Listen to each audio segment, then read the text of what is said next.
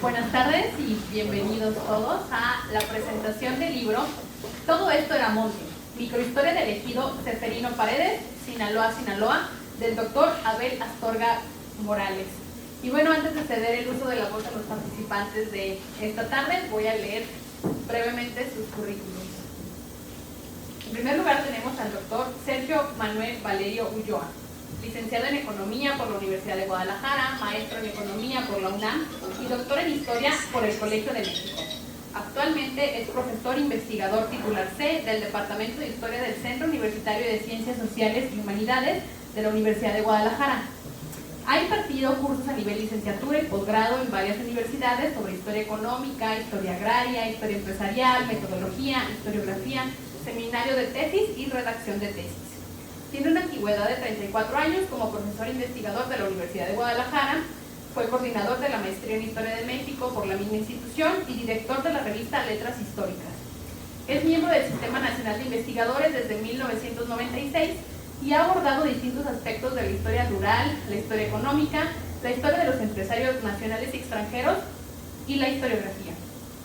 A partir de mayo de 2022 es presidente de la Asociación de Historiadores de Jalisco, Carmen Castañeda García, Axijal. Entre sus principales obras encontramos Empresarios extranjeros en Guadalajara durante el Porfiriato, Historia rural jalisciense, Economía agrícola e innovación tecnológica durante el siglo XIX, Las fábricas de Francia, Historia de un almacén comercial en Guadalajara, Entre lo dulce y lo salado, Bellavista, Genealogía de un latifundio, siglos XVI al XX, Los Barcelonetes en Guadalajara, siglos XIX y XX, Historiografía, La construcción de los discursos e imágenes del pasado, La miel amarga de tus besos, que es una novela, Santa Ana, Acatlán, de la desamortización a la dotación de tierras, una historia sin despojos, Región y economía, nuevas perspectivas de la historia económica, y Zona Cero, que también es otra novela, y por último, Zona Cero, representaciones, Los señores de la tierra media y sus representaciones, jefes políticos en Jalisco durante el siglo XIX, que se encuentra aún en prensa. Además, ha publicado varios artículos y capítulos de libros en diversas revistas e instituciones universitarias. También nos acompaña esta tarde Carlos Miguel González Huerta, quien es licenciado y maestro en Historia por la Universidad de Guadalajara. De 2016 a 2021 trabajó como encargado de la organización documental en la supervisión de la construcción de la línea 3 del tren ligero de la ciudad de Guadalajara y es doctorante en el programa Ciudad, Territorio y Sustentabilidad de la Universidad de Guadalajara en la línea de investigación Urbanismo y Movilidad. Ahora mismo, entre sus intereses de investigación se encuentra la historia del urbanismo y la movilidad y el transporte en las ciudades, así como la historia de los megaproyectos e infraestructuras del transporte ferroviario. Sus análisis están enfocados en los procesos tecnológicos, políticos y sociales que resultan durante la construcción de megaproyectos. Por último, nos acompaña, antes del autor, nos acompaña Gibran Eduardo Monterrubio García, quien es doctor en Historia por la Universidad de Guadalajara y actualmente postdoctorante en el CIESAS Occidente, así como profesor en el Departamento de Ciencias Sociales y Jurídicas de CUSEA de la UDG. Su trayectoria académica y profesional se ha centrado en el estudio de la historia sociocultural, con especial interés en el catolicismo, la cultura hospitalaria, la historia de la psiquiatría y más recientemente en la justicia penal. Es miembro fundador de la Asociación de Historiadores de Jalisco, Carmen Castañeda García, y de la red Las Otras Historias, donde coordina un seminario permanente. Asimismo, participa en seminarios de investigación como Historia sociocultural de la transgresión y Sociedades reservadas y grupos secretos católicos en México, siglos XX y XXI, ambos con sede en la UNAM. Y nuestro autor de esta tarde, Abel Astorga Morales, es historiador originario del ejido Ceferino Paredes, Sinaloa, doctor en Ciencias Sociales con orientación en Sociología por la Universidad de Guadalajara, maestro en Historia de México por la misma universidad y licenciado en Historia por la Universidad Autónoma de Sinaloa. Actualmente realiza una estancia postdoctoral en el Colegio de Michoacán y pertenece al Sistema Nacional de Investigadoras e Investigadores. Es profesor de la Universidad del Valle de Temajac y del TEC de Monterrey, Campus Guadalajara. Sus líneas de investigación son migraciones internacionales, programa Bracero, historia del tiempo presente, estudios de la memoria e historia oral y movimientos sociales, así como migración en tránsito por México y estudios rurales y agrarios. Es autor del libro Deudas históricas, el caso Exbracero 1998-2018 y la restauración de la memoria histórica en los despojos de ahorro, así como de Historia de un ahorro sin retorno, despojo salarial, olvido y reivindicación histórica en el movimiento social de exbraceros 1942-1964. Así como coautor del libro Trayectorias humanas en la bestia, migración en tránsito y estacionalidad del centroamericano, Ocotlán y Guadalajara 2010-2015, entre otros libros de coautoría y coordinados. Y bueno, es a quien cedo la palabra esta tarde. Abel. Gracias.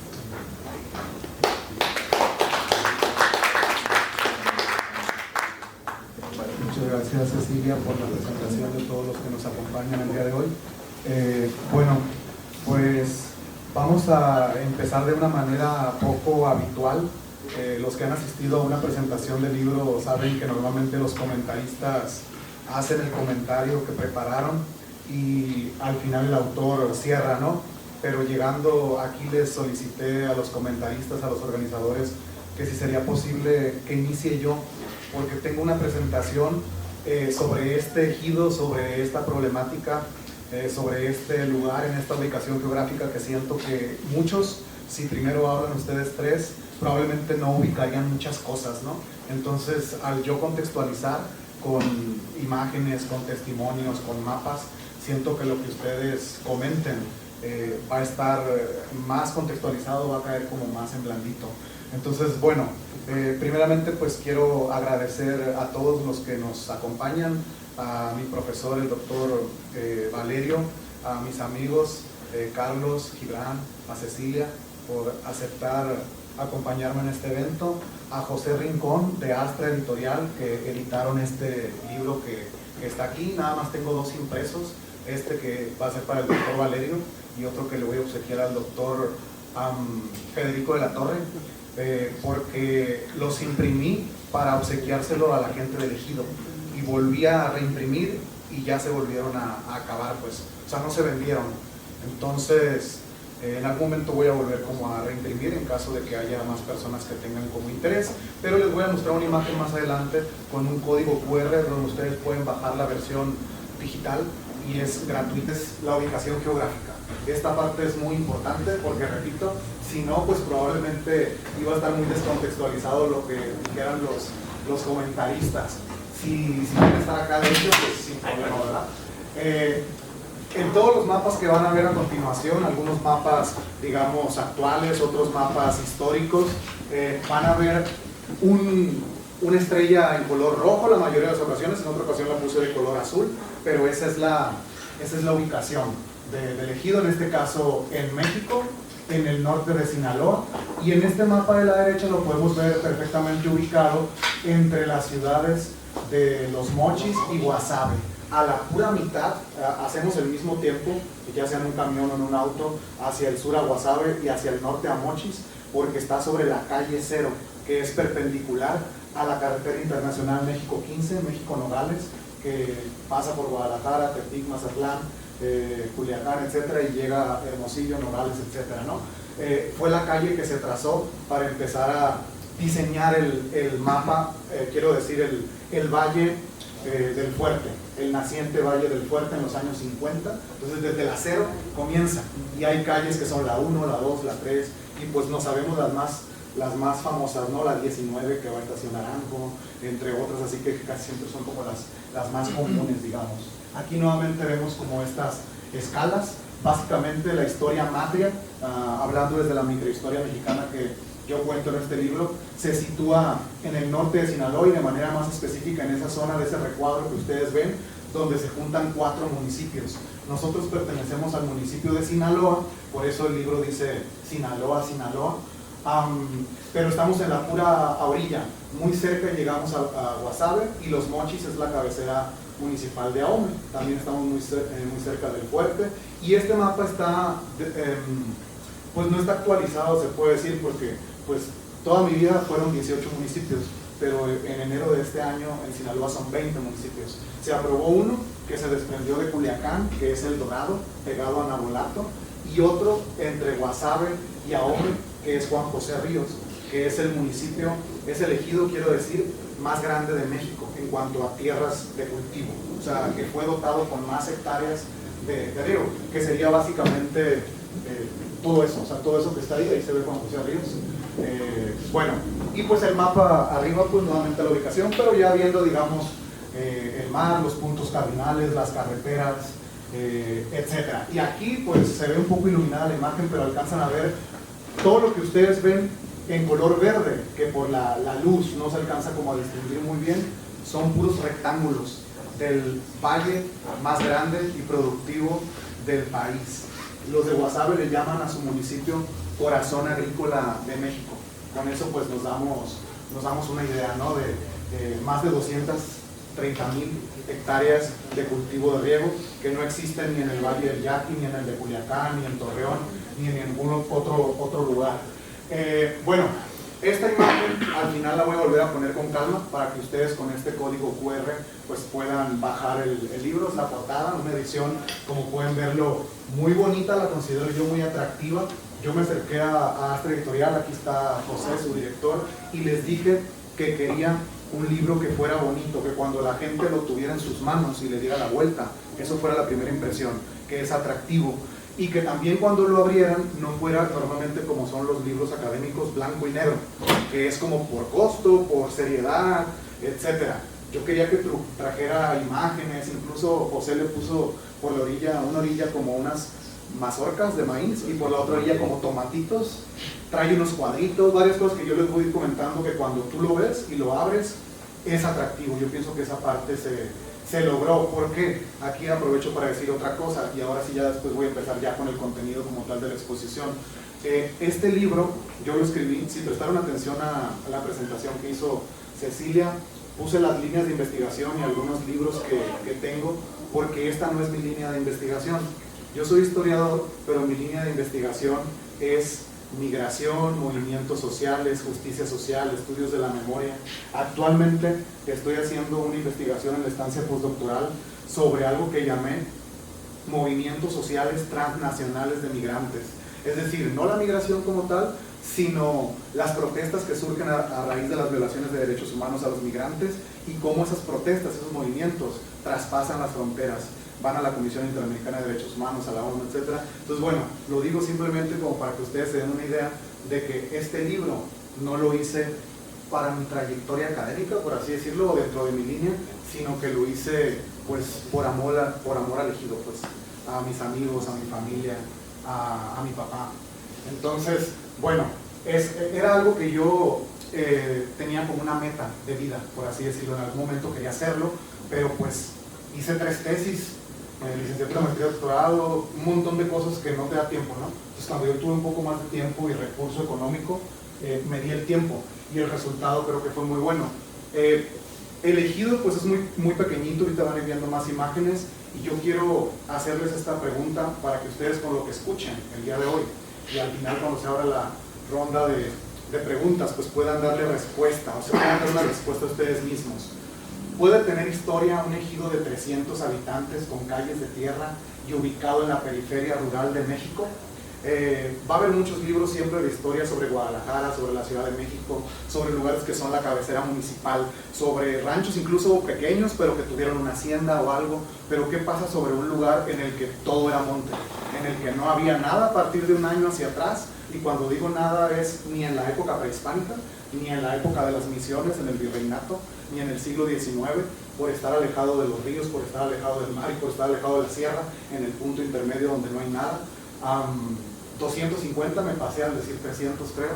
Puede tener historia realmente un lugar como este. ¿Y cómo se escribe una historia?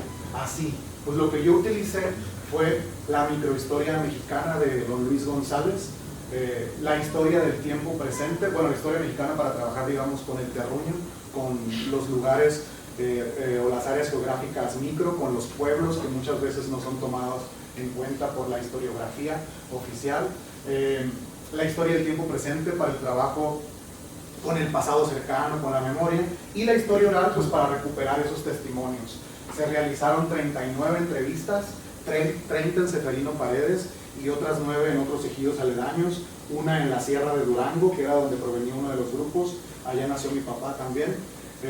Y bueno, lo que yo busco es que haya esto que comento aquí, como una recuperación de esas historias de vida, de experiencias de generaciones anteriores que forman parte de nuestra identidad, es decir, me refiero como de las generaciones más jóvenes, y que esa transmisión de valores, todos esos hechos vividos, esas dificultades vividas por las generaciones fundadoras, por las generaciones antecesoras, puedan ser transferidos por medio de estas memorias de este libro para ser integrados en la memoria viva.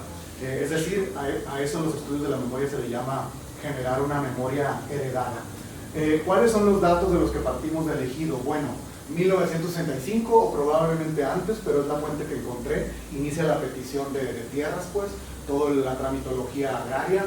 En el 66, en enero, los ejidatarios pudieron tomar posesión provisional, y esa posesión provisional, digamos, concluyó o se hizo efectiva mediante la resolución presidencial en el Diario Oficial de la Federación de mayo del 68. A partir de esto significa que pues ya es ley, ¿no? Ya esas tierras no se las pueden retirar a menos que haya algún juicio, que alguien no cumpla como los requisitos de asistir a las juntas, etc.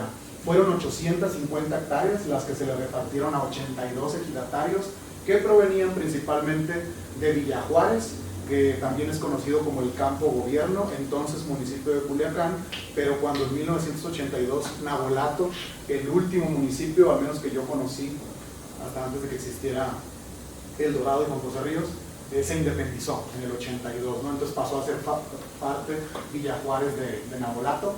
Provenía otro grupo de la Sierra de Durango, pero habían llegado a vivir a Los Mochis, y otros de Guanajuato, aunque ellos no fueron fundadores, ellos fueron reacomodados. Cuando muchas tierras les fueron retiradas a algunos, pues, que perdieron su derecho agrario, entraron mucha gente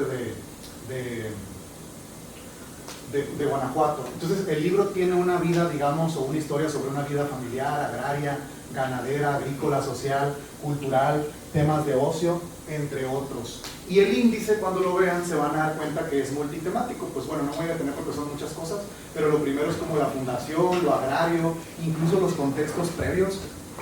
¿Qué hacía la gente? ¿Dónde vivían antes de que existiera Ceferino Paredes? O sea, cómo fueron moldeando su carácter, que después hizo que cuando llegaran a Ceferino todo engranara y funcionara la vida en comunidad. Dos, Ceferino Paredes en el norte de Sinaloa, o sea, ubicarlo en la microrregión, en la región más amplia de la calle Cero, en la región entre Guasave y Mochis, en el norte de Sinaloa, etc. Capítulo 3, afianzamiento familiar, distintos elementos como la instalación de la luz, de la electricidad, que se asfaltara la carretera, la escuelita que se fue consolidando, la ganadería, el negocio de los quesos, entre otros, ¿no? Y por último, la parte que tiene que ver más como con la cultura y con el ocio. También algunos elementos del trabajo, el día del ejido, el jaripeo, el fútbol, el béisbol, entre otras temáticas, incluso este tema, por ejemplo, que se llama Entre lo terrenal y el más allá, como las leyendas, que aquí en esta esquina se aparece tal cosa, que en el solar de don no sé quién hay un tesoro enterrado, etcétera, ¿no? Y por último cerré pues con un tema que pues está escrito, pues fue trabajo de campo, ¿no? Durante 18 años viviendo ahí. Ser niño en los 90s y los 2000s. Entonces, voy a ir leyendo como algunos elementos, espero ser rápido, creo que ya me llevé bastante tiempo, pero entonces les digo, parto de la idea de que las nuevas generaciones desconocen la historia de dificultades y adversidades que vivieron los que llegaron al principio, los fundadores, ¿no? Y al libro le puse todo esto a monte y tiene estas dos imágenes en la parte de abajo porque quise dar a entender esto. En una ladera de un cerro, ya en la parte más plana, pero cerca donde inicia la ladera de un cerro que está como a 5 kilómetros, 6, 7 aproximadamente del ejido que se llama Cerro del Oro, capturé con el Google Maps esa imagen. Es un monte cerrado de mezquites, ya hay menos pitayas, cardones que eran como endémicos de ahí, pero pues por la deforestación, esos lugares se deforestan, vuelven a nacer y ya no salen las pitayas, ¿verdad? Pero quise dar a entender que eso que ustedes ven ahí, que es como se ve actualmente mi ejido, en el valle, que yo digo que es el más productivo del país, así se veía un año antes de que todos llegaran. Todo esto era monte. Y les quiero comentar también, aprovecho para decirlo muy rápido, que lo elaboré durante 3 años desde la primera entrevista hasta que estaba impreso, como 2 años y 9 meses y 11 meses. Y siempre tuve miedo y estuve cruzando los dedos, pero nunca quise googlear. Hasta que al final, antes de enviar la editorial, busqué y dije, ya va a existir. O sea, ni modo que no exista alguien que le haya puesto un escrito, todo esto era monte. Si es la frase que más se dice en todos los pueblos. O sea, cuando tú platicas con cualquier persona de un lugar donde hay monte, el señor mayor siempre te va a decir eso. No, hombre, eso no es nada, antes aquí todo era monte, ahora mira eso. O sea, pero en todos lados, en Yucatán o en Baja California o en Sinaloa, que haya monte, claro, porque también hay lugares que pues no hay árboles, ¿verdad? Y ya lo busqué, e increíblemente nadie nunca había usado esa frase, y pues yo la tenía en mente desde hace más de 2 años, ¿verdad? ¿Cómo era todo cuando llegaron? Esther Jaques dijo, todo estaba enmontado, era puro monte. Roque López, no había vida, era puro monte, pues lo que había eran muchas tarántulas, cien pies, alacranes, culebras, era monte cerrado todo. Esther Jaques también dijo, llegué a dormir con 3 tarántulas debajo de la almohada y viendo las serpientes coralillos por el techo, que son pues una especie muy venenosa, ¿no? Mientras que José Antonio Arellano dijo, mi abuelo Cuco y Juan Rivas vivían de cortar leña, de vender postes y todo eso. Limpió su parcela pura hacha y machete, y ya cuando él no tenía monte en su parcela, iban a otras parcelas a cortar leña para seguir sobreviviendo. Era la única fuente de empleo, por así decirlo, ¿no? La única fuente de ingreso. Estos son mapas antiguos para que se den ustedes una idea de cómo está el ejido ubicado en medio de los 2 ríos más importantes del norte de Sinaloa, el río Fuerte, que está arriba, y el río Sinaloa. Está a la mitad, no está ni en la sierra y no está ni en la costa, está en medio de la nada. Allá igual lo vemos, o sea, lejos de las misiones. Bueno, el mapa de las misiones es este otro que está aquí, las misiones jesuitas, pero todavía hasta el siglo XIX, pues, la vida, como ustedes saben, desde Mesopotamia y los egipcios hasta el día de hoy, bueno, el día de hoy quizá que ya no tanto, ¿verdad? Pero surge a un lado de los mantos acuíferos, de los ríos, de los lagos, y este lugar está en medio de la nada, como digo. Bueno, lo mismo, como siguiendo avanzando como hacia el presente, la evolución, pues, aquí vemos en rojo como los caminos de arrieros, de diligencias, etcétera, que había en el siglo XIX, a principios del XX, nuevamente vemos que está pues muy alejado, a la misma distancia del río Sinaloa y a la misma distancia del río Fuerte.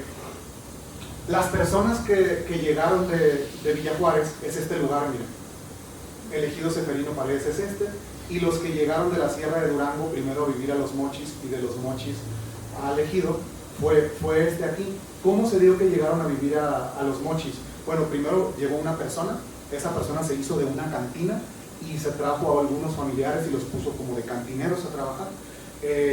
Compró vacas también, tenía otros negocios, pero creo que la cantina era la principal. Manuel de Jesús Chávez Astorga. Y, por ejemplo, el caso de mi papá, por poner un ejemplo, y mi tía, mi abuela, etcétera, ellos habían llegado a Sonora desde la Sierra de Durango a trabajar en los campos algodoneros en el Valle del Yaqui. Y este tío, primo de mi abuela, les dijo, vénganse para acá, o sea, en Los Mochis hay mucho trabajo. ¿Por qué había mucho trabajo? Porque se acababa de construir entre el 51 y el 56 el primer gran megaproyecto hidráulico del norte de Sinaloa, la presa Miguel Hidalgo, el segundo de Sinaloa después de la presa Sanalona de Culiacán. Entonces estaba abriendo el Valle del Fuerte, con la acero trazada en el medio y todas las calles, como se los digo. Entonces dice Esther Jaques, ahí en la cantina Mi Ranchito llegaban los tomadores y ahí se platicó, estamos formando un grupo de ejidatarios porque están dando una tierra en tal parte y no completamos, el grupo debe de ser de tanta gente. Y ese grupo inicialmente es muy curioso, pero ellos eran personas originarias de Sanalona, un pueblo de ese nombre, que iba a ser inundado por el vaso de la presa al que le pusieron del mismo nombre, y los reubicaron en el valle. Sanalona está acá arriba y los reubicaron en el valle. Entonces, esto me dijo doña Odelia de cuando los reubicaron.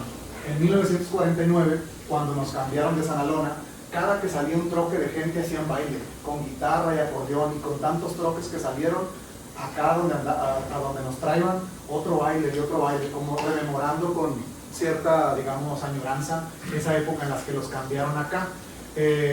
Y después de acá, como muchos llegaron al valle, pero se empleaban como jornaleros y no tenían parcelas, pues hicieron una petición de tierras. Y en alguna ocasión alguna persona fue a la cantina y dialogó con el dueño, pues Manuel de Jesús, no se completaban y le dijo, oye, pues méteme ahí con un grupo. Y metió él y 10 más, entre ellos mi papá, 3 de sus hijos, otro tío mío, Gilberto Astorga, que sale mucho ahí mencionado, y otros que eran como sus amigos, pero la mayoría eran sus familiares, y ahí se completó el grupo. ¿Cómo era la vida de las personas que vivían acá en la sierra? Esta es una imagen, una foto que tomé yo, apenas he ido una vez, que conocí la tierra de origen de mi papá, en el municipio de Santiago, se me fue el nombre, en Canelas, pero es que está a la mitad entre dos, Santiago Papasquiaro y Canelas. Se hace cuenta que es como estar en Suiza, pues, pero con casas de madera y de lámina. Pero no, o sea, no lo puedes creer, sientes que estás como en una película, clima templado, etc. Dice Micaela Arroyo, mis hermanos Salvador y Faustino se dedicaban a la venta de frutas, cada quien con un burro y con un cataxle a cada lado. Se iban caminando hasta más de 2 días para vender las frutas y de regreso traían mandado, azúcar, jabón, harina, frijol y hasta ropa y zapatos. Era una vida pues de mucha precariedad en la sierra. Si actualmente se hacen como 7 horas para llegar, 8, desde Durango hasta esos lugares, en aquel entonces hacían todo el día, o a veces hasta más tiempo, ¿no? Estos temas los voy pasando relativamente rápido, tienen que ver, digamos, como con lo agrario, cómo se fueron consolidando algunas cosas, porque cuando ellos les dieron la tierra, y como suele pasar en muchos lugares, siempre el terrateniente, el dueño de miles de hectáreas, pues no se deja, ¿no? E interpone amparos. Entonces, esto comentó Roque López sobre estas tierras que se desprendieron del predio Tetameche. Estos predios rurales están desde el Porfiriato, pues, y hasta el día de hoy siguen demarcando ciertos elementos. Este es el plano de las tierras ejidales de la vía del ferrocarril, y esta es la calle Cero, que hace entronque hasta la carretera internacional. Roque López dijo sobre el dueño de los terrenos. Estos terrenos eran del doctor Joaquín Casasus. Ese amigo no sé ni de dónde era, pero era un terrateniente que decía, hasta por allá es mío, y era suyo. Él estaba amparado para no perder las tierras. Él tenía no solo 850 hectáreas de ejido, tenía muchos terrenos más. Yo encontré muchos documentos del Diario Oficial de la Federación sobre otros ejidos que se desprendieron de las tierras de Casasus en el predio de Tetameche, y con temas de 6,000 hectáreas, pero seguramente serán más, ¿no? Que tenía él. Bueno, esta parte me la voy a pasar porque tiene que ver como con los viajes y lo tengo más adelante, pero aquí lo que se da a entender es cómo fueron hasta la Ciudad de México para tramitar, para conseguir que les vinieran a instalar la luz eléctrica, pozo de agua, el Programa Nacional de Desmonte, entre otros elementos. Algo muy importante para esto pues fue la estación del ferrocarril. Aquí la vemos como en todo Sinaloa, la línea que va prácticamente paralela a la carretera, o al revés, porque la carretera fue después. Y aquí en el norte de Sinaloa, aquí en Sufragio, hace entronque con el Chepe, con el Chihuahua Pacífico de Topolobampo a Chihuahua, es la estación Sufragio. Acá está Estación Naranjo, por acá está Guamuchi, Culiacán, etc. Era muy importante para que ellos se pudieran mover a todos sus trámites, pero hasta para viajar. O sea, hay gente que seguía volviendo a visitar a sus familiares a Guanajuato, a Villa Juárez, Culiacán, etc. Y esta es una familia, esta es una joya, esta fotografía, porque es de las más antiguas de este ejido tan reciente. Y ellos iban llegando ese día, en ese momento iban llegando, y alguien les tomó la foto, y allá arriba no se alcanza a notar bien, pero dice Ceferino Paredes. Es la estación pues muy pequeñita, era una casita, ¿no? Porque era una estación que estaba en medio de la nada, en medio del monte, no estaba en un pueblo como tal. El ejido, Ceferino Paredes, está a 3 kilómetros, y por cierto, el nombre del ejido, que oficialmente en un título parcelario dice Ejido Estación Ceferino Paredes, es el mismo que el de la estación, porque era lo único que existía en esa parte. O sea, desde Ruiz Cortines, siguiendo por la Cero, había un rancho con una casa, rancho ganadero, que es Rancho El Coyote, y desde Rancho El Coyote, más de 10 kilómetros, hasta la estación Ceferino Paredes, no había nada, todo era monte. Y el primer ejido fue Ceferino Paredes, y desde ahí se empezaron a deslindar otros. Esto le quiero dar lectura, fíjense. Esto es algo que yo le solicité a José y a Astra Editorial, y lo atendieron mejor de lo que yo hubiera pensado por el diseño que le hicieron de los cuadritos. pensé en 4 cuadritos, ya les había dicho. No quería que fueran páginas en blanco y negro, porque hay mucha gente que no le gusta leer. Pues entonces, para empezar, mucha gente empezó por las fotos que vienen al final. Entonces dije, si lo veo en blanco y negro, menos. Entonces tiene que tener algo. Esas mazorquitas que están ahí, que fue idea de él. Y estos, puse 4 tipos de cuadritos. Uno se llama ojo aquí, plebes, para cosas como interesantes, así de que yo considere que no vale la pena. Es tan interesante que no lo pongo en el cuerpo del texto, lo pongo aparte. Ojo aquí, plebes. Otra que se llama historias familiares, que es como algo así muy muy importante, pero que le sucedió a una familia en particular. Otro cuadrito se llama curas y chistes y charlas o algo así. Y el otro, que ya se imaginarán de qué es, y el otro se llama Mientras tanto, en el que traté de poner este tipo de eventos que voy a leer ahorita, de qué sucedía en las otras escalas, o sea, en la región, en el estado, en México, en el mundo. Iba a poner algo del sistema solar y se me pasó. El eclipse de 1991, cómo impactó, porque hubo una gente que me contó una historia de que su suegra le dijo que se pusieron listón rojo, de que no sé qué, es decir, mientras tanto en el sistema solar o algo así, o sea, me iba a relacionar con todo, pues, pero se me olvidó. Este se llama Mientras tanto al margen del milagro mexicano. Del monte y la periferia a la capital moderna y urbanizada. Para Gilardo Chávez, Gilberto Astorga y otros ejidatarios de Ceferino y de la región que viajaron a las gestiones, México DF implicaba un contraste apabullante. Gilberto rememora que se quedaban en el Hotel Buenos Aires en el centro histórico. Está por Motolinía y 5 de Mayo. Por ahí nos levantábamos y pasábamos pegado a la Torre Latinoamericana. Nomás la mirábamos para arriba. Pasábamos por la Alameda Central, llegábamos a la de Insurgentes, pasando está la CNC donde hacíamos los trámites.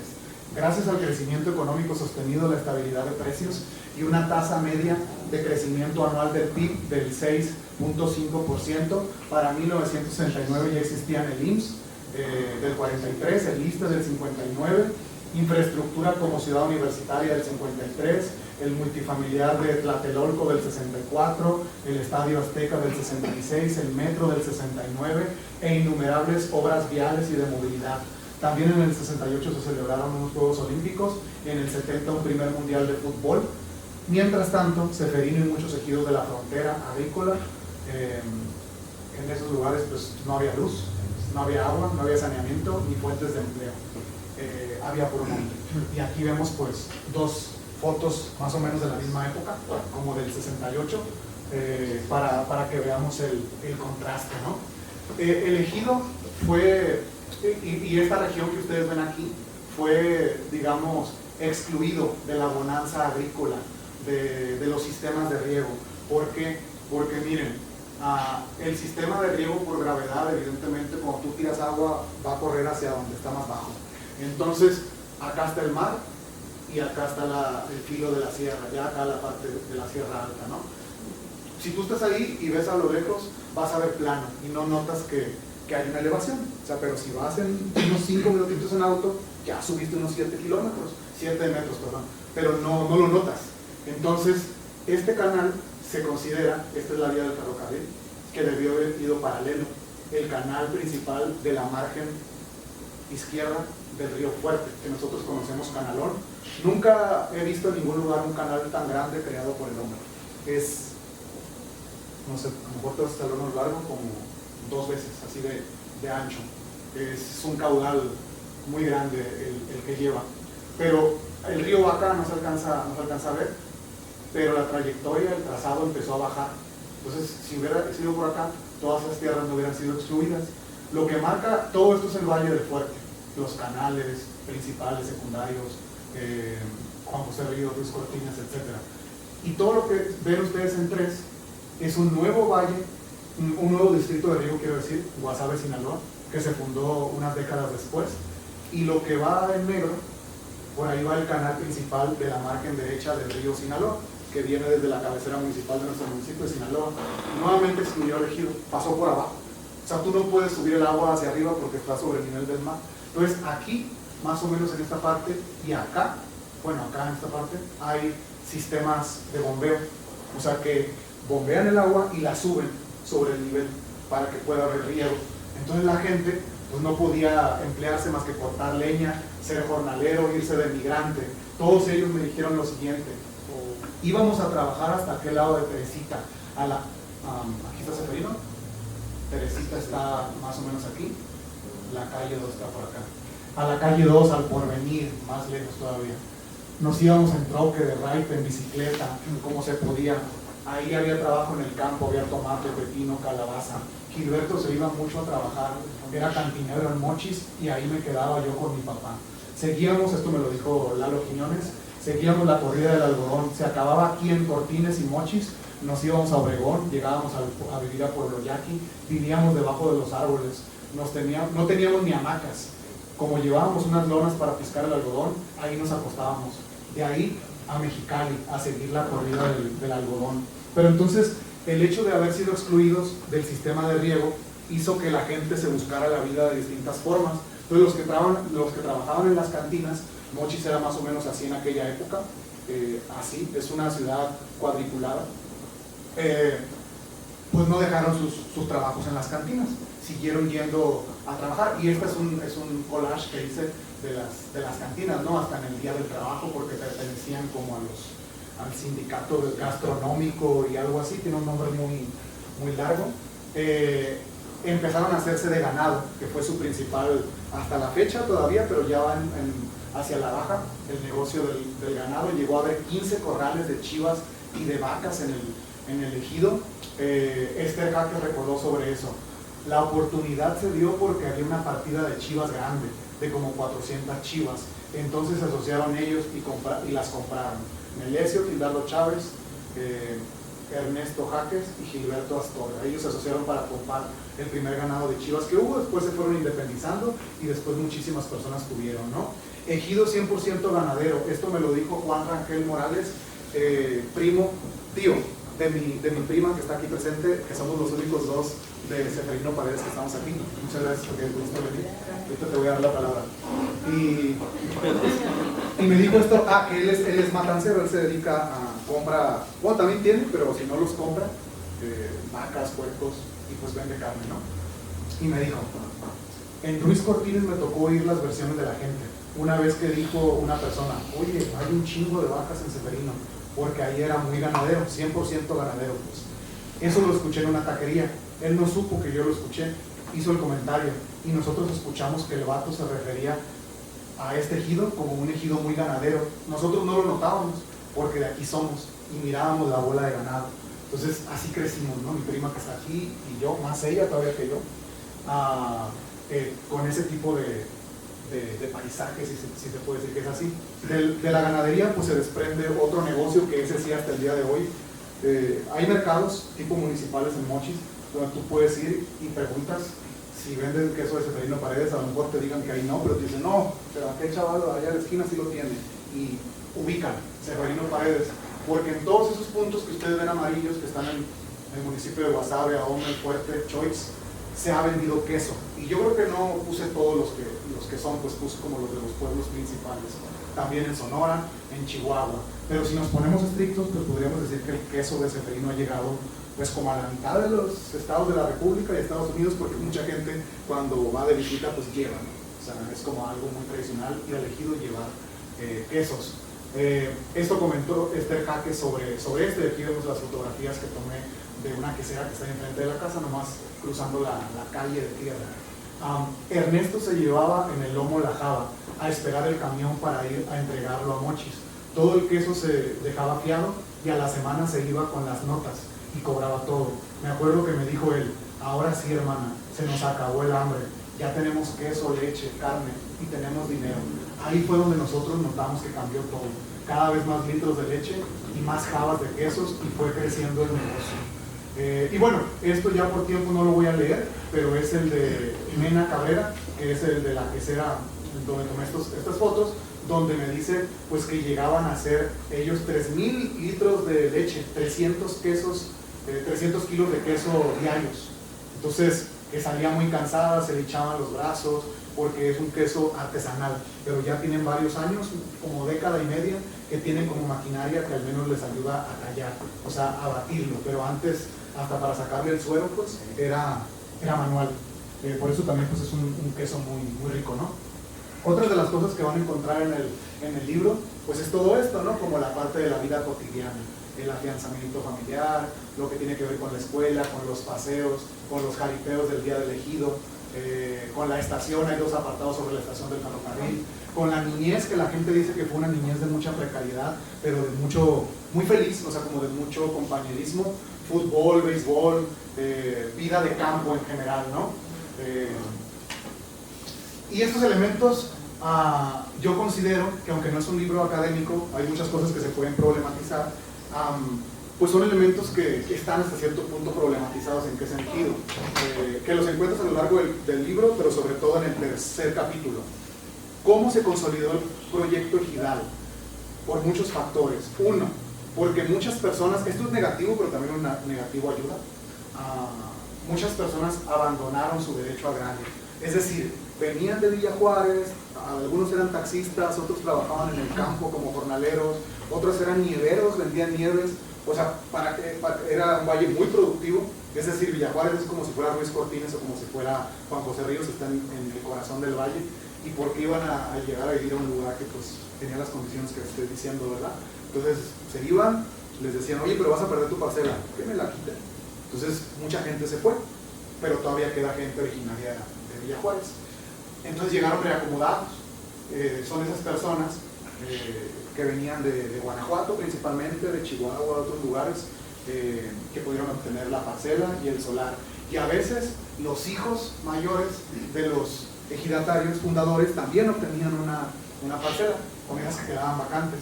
Otro factor es que se ampliaron las actividades productivas y la oferta de trabajo en la zona, como las que ya comenté. La carretera se asfaltó, con ello se aceleraron las comunicaciones, se desmontó, instalación de la luz, del agua, el tinaco, se fue mejorando la primaria, se abrió el kinder, fue ejido ganadero, quesero, se instaló un baño garrapaticida para el creciente ganado, pues, para matarle las garrapatas y todo eso. Fue un ejido de jornaleros, de migrantes. Algunos jóvenes ya en los 80s empezaron a salir a estudiar a Ruiz Cortines, a los Mochis. El ocio, inicia la práctica del voleibol, el béisbol, el fútbol, empezó a llegar el cine ambulante, inician las celebraciones en la primaria, todo eso del Día de las Madres, desfiles, etc. Y las conmemoraciones del Día del Ejido y de los jaripeos. Este otro elemento también es un elemento muy, muy triste, ya casi voy a ir cerrando, porque yo digo que los elementos negativos, pues no nada más lo positivo, también contribuyen a consolidar los procesos, ¿no? En este caso es el ciclón más recordado para Sinaloa. Ha habido muchos otros que incluso han tenido mayor categoría, pero para la gente ninguno como el Paul, que traía una trayectoria de tormenta tropical desde El Salvador, Guatemala, Chiapas, etc. Parecía que se iba a alejar y al final entró por la mitad de los Mochis y Guasave, y vean el impacto que tuvo en el norte de Sinaloa. Hubo muertos, hubo pérdidas millonarias. Creo que fue de categoría 3, 1982. A mí no me tocó porque soy del 88, para mi prima Luchi sí, ahorita tú puedes comentar. Y esto me dijeron Juan Rangel y Guadalupe Rangel, sus primos, de mi prima que está aquí. El ejido quedó irreconocible. El ojo del huracán haga de cuenta que se vino por la carretera 0, por entre Mochis y Guasave. Era peligroso caminar por las calles porque había muchos postes caídos y ladeados, y los cables tirados chillaban bien feo con la electricidad, pues, al pegar en el agua, en el lodo, los cables. Fue muy feo, haz de cuenta que era como una cabe del mundo, porque llovía mucho y con el vientazo aquel que pegaba. Entonces había como 4 o 5 casitas, un cuartito o 2 de material para el 82, elegido desde el 66, acuérdense, y las personas se repartieron. El más grande de ellos era un aula, la primera aula que todavía existe de la primaria, ya hay más.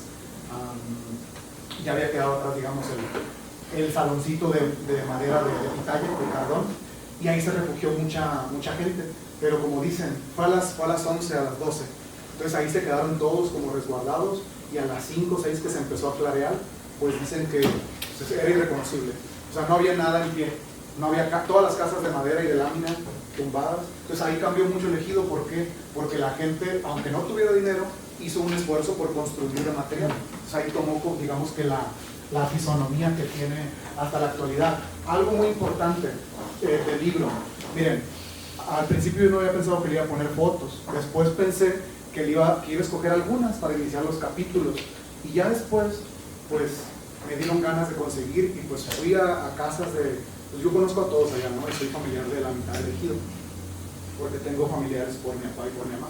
Entonces pues me sacaban así maletas, ¿no? Con fotos. Entonces tengo en el celular hasta el día de hoy como una carpeta como con 1000 fotos. Entonces no podía abarcar tantas, porque ustedes saben que una fotografía en un libro abarca media página, y si es muy grande la pones vertical y abarca toda la página. Entonces yo dije, ¿cómo le hago? Y se me perdió el foco, y sigo pensando que fue una gran idea.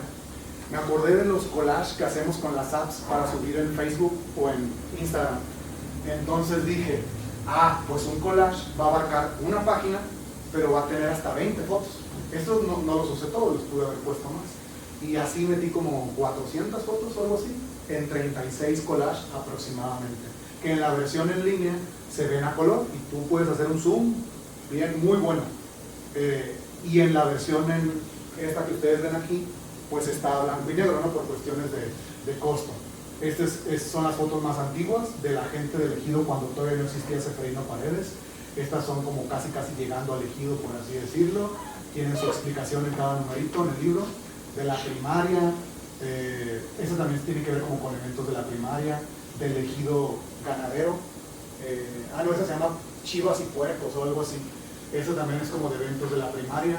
Mesas del presidio, ejido agrícola, jornaleros, ir al campo, trabajar en el tomate, paisajes del ejido actuales. La gente se suele tomar muchas fotos así, ¿no? Porque si tú vas a las tierras, pues en la época en la que está sembrado es muy bonito. Y bueno, ya con eso prácticamente voy cerrado. Todo eso que he ido contando es sobre este ejido tan pequeño. Esta es la cancha, esta es la primaria, este es el estadio, aquí está la casa de mi prima que está aquí está la mía, aquí está el expediente de Chévere, baño, garra paticida, kinder, iglesia.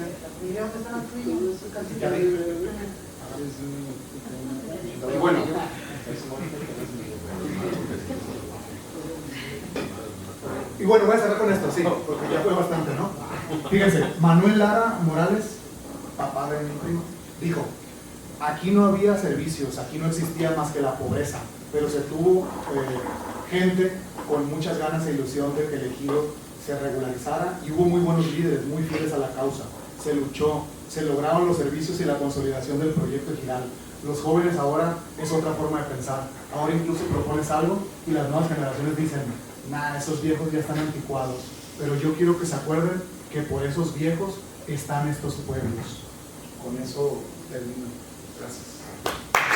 Ahora cedo el uso de la voz al doctor Sergio Valerio Ulloa.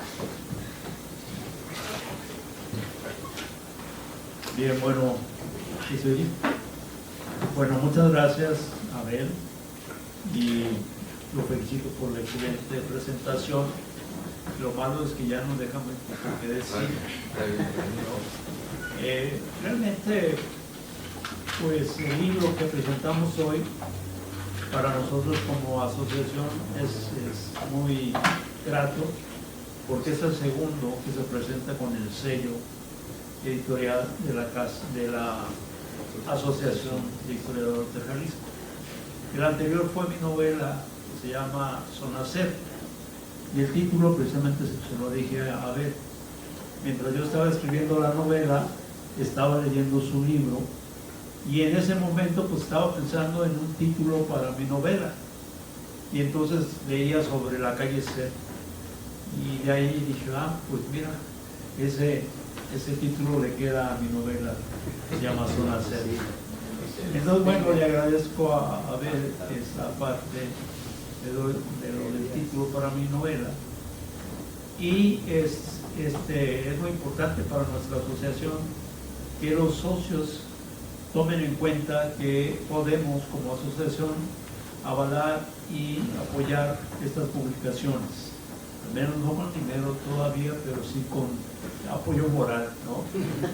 Bueno, el libro que nos reúne esta tarde tiene un tema distinto a lo que Abel Astorga nos tenía acostumbrados, como ya dijo.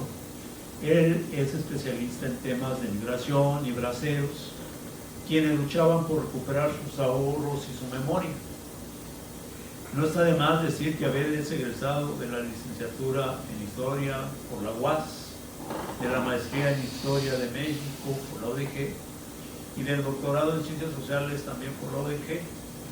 En los dos últimos programas coincidimos porque coincidimos en las aulas, yo como profesor, él como alumno, y en ese momento tuve oportunidad de leer mucho los avances de Abel.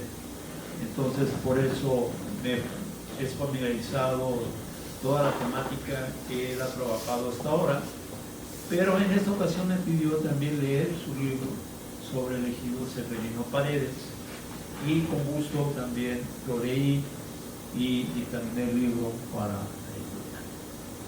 Aunque he tenido muchas instancias académicas en Culiacán, Sinaloa, porque he ido a dar clases allá, no me tocó que Abel estuviera en alguno de mis cursos, de tal manera que lo conocí hasta que entró como alumno de la maestría en Historia de México aquí en la UDG.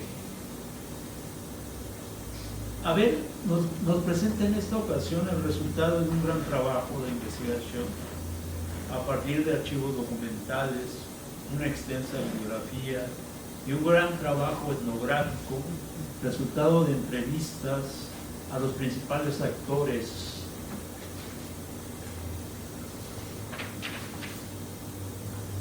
sociales e históricos involucrados en el proceso de dotación de tierras y reparto de tierras en el ejido Seferino Paredes en Sinaloa. Con este trabajo contribuye al conocimiento de los procesos agrarios de la historia nacional, regional y local del siglo XX y principios del XX. Cabe destacar que el autor no solo se enfoca en explicar el reparto agrario, sino que toca otros temas como la historia medioambiental, la historia de la vida privada y pública, el ocio, el deporte, la historia de la educación a nivel local y regional. Por todo lo anterior, considero que el libro de Abel es un trabajo original que será un referente obligado para quien desee estudiar temas agrarios en el siglo XX en México y especialmente para el estado de Sinaloa. Sin embargo, hay que decir que el texto de Abel no es solo un trabajo académico bien sustentado, es un libro que está dedicado y hecho para los actores aludidos e involucrados en esta historia, y que ellos lo lean y se sientan identificados a partir de sus historias y memorias, pues en gran medida el libro, como lo dice el autor, está elaborado a partir de sus testimonios y vivencias. El autor, de una forma muy cercana, familiar y sentimental, dedica su libro a los mismos protagonistas de esta historia. Y lo cito textualmente. Él dice en las dedicatorias: a los habitantes del ejido que ya no se encuentran con nosotros. Luego dice: a las mujeres y hombres que forjaron la historia de Seferino Paredes. Y luego dice: a los jóvenes de hoy y mañana. Y termina diciendo: a la casa del estudiante Marcelo Loya Ornelas de la Universidad Autónoma de Sinaloa. En especial a esta última, porque en ella Abel vivió de 2006 a 2011 y reconoce este mismo autor que sin el apoyo de esta casa quizás no hubiera estudiado una licenciatura y no sería hoy historiador. Bueno, eso nos dice muy sentimentalmente Abel. El estilo narrativo va de un nivel académico formal hasta un estilo anecdótico, familiar, cotidiano. En gran medida recupera el habla y la memoria de los entrevistados. La estructura del libro consta, como ya se vio, de 4 extensos capítulos, un apartado de conclusiones generales y anexo de fotos, imágenes y cartografía, que suman en total 527 páginas. El autor se hace una pregunta inicial, como ya lo dijo: puede tener historia un ejido de 300 habitantes, en calles de tierra y ubicado en la periferia rural agraria? A lo cual el mismo autor se contesta, cito: el ejido Ceferino Paredes se fundó hace apenas 58 años y su historia es rica y diversa. Es una microhistoria desde la perspectiva de las personas que vivieron y viven ahí. Y es un recorrido por la historia familiar, agraria, ganadera, ferroviaria, social y cultural de la comunidad. La respuesta a esa pregunta que se hace el autor es parte de las cuestiones teóricas y metodológicas actuales, ya que la historia es esencialmente un relato de las acciones de los seres humanos a través del tiempo. Y dicha historia no existe y no existiría si no hubiera alguien que la contara y que se encargue de transmitirla a los lectores.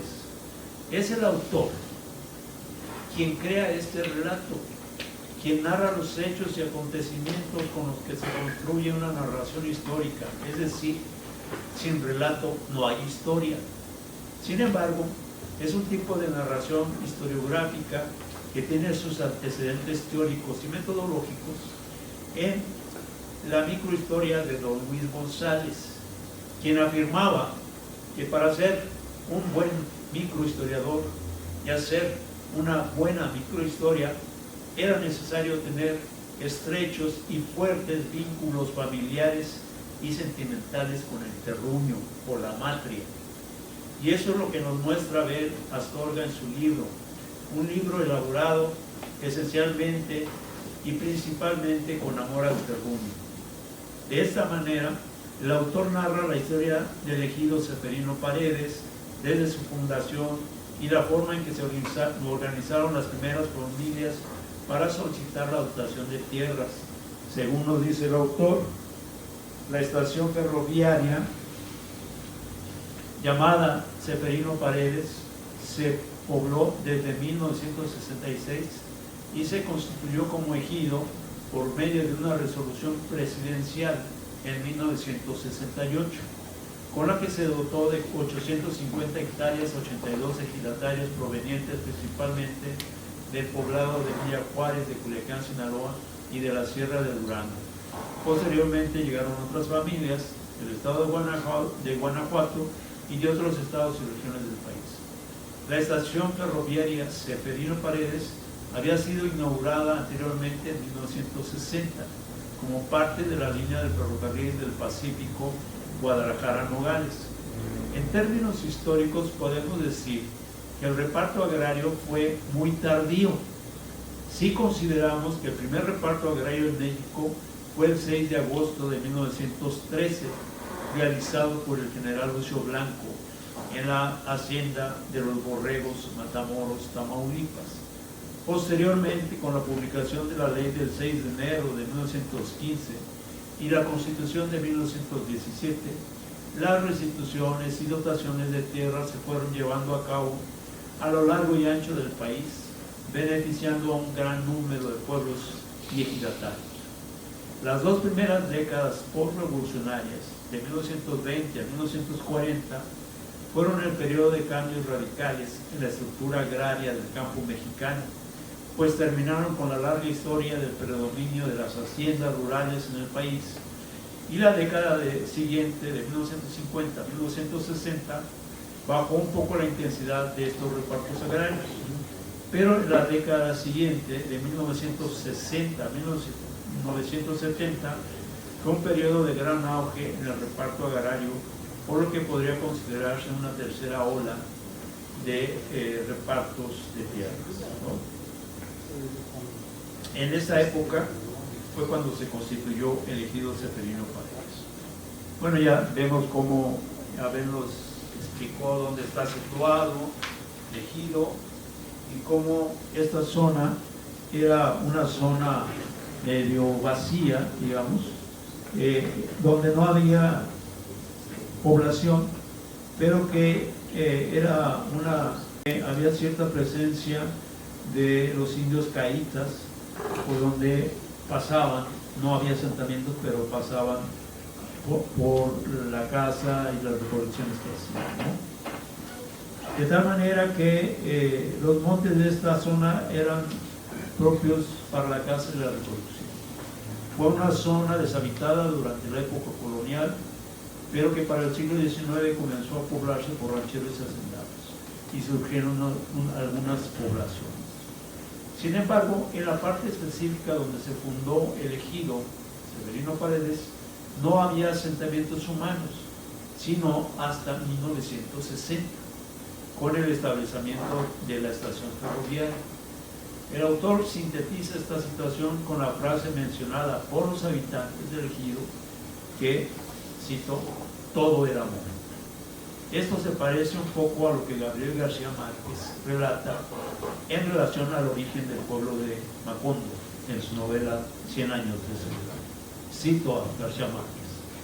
Macondo era entonces una aldea de 20 casas de barro y caña brava, construidas a la orilla de un río de aguas diáfanas que se precipitaban por un lecho de piedras pulidas, blancas y enormes como huevos prehistóricos. El mundo era tan reciente que muchas cosas carecían de nombre y para mencionarlas había que señalarlas con el dedo. Esta explicación de Abel Astorga muestra que, a diferencia de otros pueblos de origen colonial, en este caso no se alega que hayan tenido tierras ni que hubieran sido despojados de ellas, sino que solo se limitaron a solicitar dichas tierras al gobierno para formar ahí su ejido. El autor nos narra detalladamente y de voz de sus fundadores y habitantes cómo fue el proceso de fundación del ejido por parte de las familias, unas provenientes de Culiacán y otras de los Mochis. Las tierras eran principalmente de temporal, que los mismos fundadores se encargaron de desmontar. Las distintas historias que cuenta Abel son muy interesantes, como el establecimiento de centros educativos a nivel preescolar y primaria, los procesos migratorios tanto a Estados Unidos como a Nogales, Tijuana, Guanajuato y Jalisco, el papel decisivo que jugaron las mujeres, la importancia de las actividades de la vida cotidiana como el trabajo, el deporte y las festividades locales, hasta la importancia de una cantina en los Mochis donde se daban informes y se organizaban los solicitantes de tierra y futuros ejidatarios. Para ello se apoya en la teoría y la metodología de la historia del tiempo presente y de la historia oral. Paralelamente a la narración histórica del autor, o más bien mezcladas con su relato, van apareciendo las voces de los actores involucrados en esa historia, como si fueran los ecos o los susurros de los que da cuenta Juan Rulfo en su novela Pedro Páramo, y que salían de las paredes de casas y calles, de personas que habían muerto hace mucho tiempo y de las cuales solo se oían sus lamentos, rencores y replatos. Sin embargo, la diferencia en esa historia que nos cuenta Abel Astorga es que esta historia no es de muertos, sino de vivos. Estas voces son los testimonios de gente que disfruta la vida y que se sienten orgullosos de sus logros. Dice el autor que es, cito, de comillas, la memoria viva. Las entrevistas que él hizo le permitieron recuperar esas historias de vida de generaciones anteriores a la suya, pero que formaron parte de la memoria e identidad colectiva de todos los habitantes del ejido. Solo para muestra cito una parte del testimonio de Esther Jacques Ojaques. Fíjate, ¿cuál vida? Ahí hice yo de cuartito con 4 sábanas, un cuartito para no dormir a la intemperie, con el techito aquel de láminas podridas que ya estaba. A la orilla de la carretera estaba limpio, limpiaron para hacerla tantos metros a los lados de la carretera. Entonces ahí hizo Manuel el jacarito aquel. Yo hice lumbre en la tierra, ahí cocinaba. Ahí cocinaba.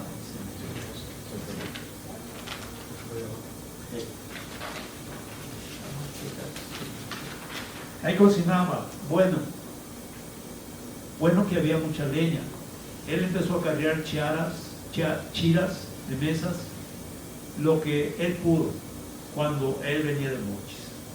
Luego dice, teníamos que lavar donde se hacía el charco de agua cuando llovía, en las lagunas que se hacían. Entonces llovía, caían aguacerones y duraban los charcos mucho tiempo. Ahí se hacía el ciboleaje, que son renacuajos de rana. Los teníamos que colar para tomársela. No teníamos ni botes para guardar el agua. Fíjate, pasaba una camioneta que embarcaba semilla en la vía y empezó a ver que había gente aquí, porque aquí era puro monte. Entonces, muy buena persona, el jefe de la estación, nos tiraba una barra de hielo. Él pasaba en una camioneta y atrás pasaban los camiones con semilla. Y él tiraba a la orilla del camino una barra de hielo. Y pues nosotros sabíamos que era para nosotros. Para entonces Manuel nos trajo una hielera de madera que duraba el hielo. La pones en la sombra y con eso ya conservas la comida. Así pasó ese hombre tirándonos barras de hielo por mucho. Y como estos testimonios hay muchos a lo largo del texto. Otras cosas que acompañan el relato historiográfico del autor son muchos mapas y cartografía que explican de forma muy detallada y puntual el territorio o escenario donde se desarrollaban las actividades humanas. Pero algo mucho más valioso y maravilloso es el álbum de fotos e imágenes que se anexan allí y del cual faltaría mucho por trabajar y explicar. Muchas gracias.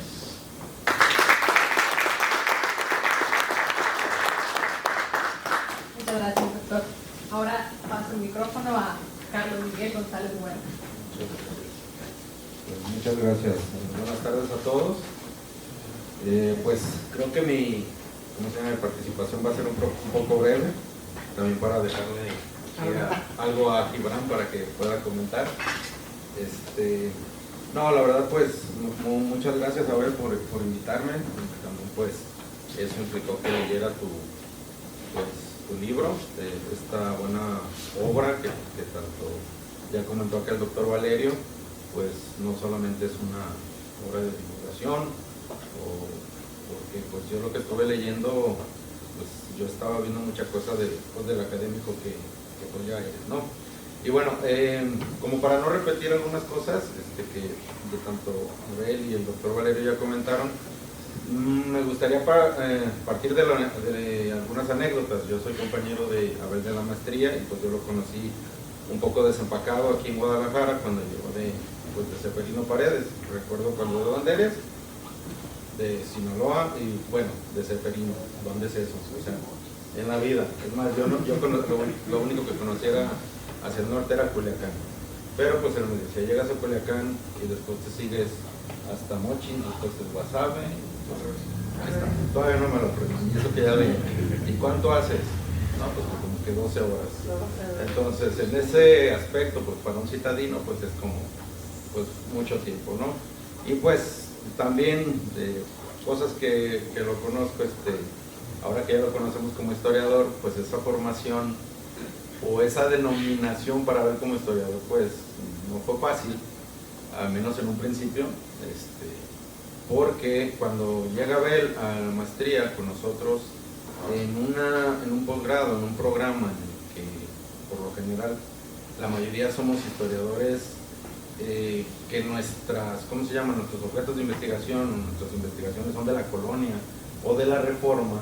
Cuando llega Abel con este tema, que es la ahora por él mencionada paracerología, que ya muchos de ustedes la han de conocer, recuerdo muchos compañeros de nosotros, colonialistas también, que pues ahora respetamos mucho a Abel, decían, no hombre, es que eso es sociología, te equivocaste de posgrado.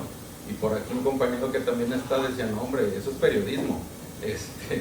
Y incluso recuerdo también en el programa propedéutico, un poco antes de entrar, el doctor Mario Aldana, que nos dio una plática a nosotros, él nos preguntó, bueno, dijo, a ver, ¿quién me presenta su tema? Pues ahí lo tenía, creo que estábamos a un lado de él. Platicó su tema un poco, muy como ya lo conocemos, como ahorita nos acaba de presentar el tema, y el doctor Aldana al finalizar le dijo, muy bien, me parece perfecto, pero eso es sociología. A ver, alguien que traiga algo de historia.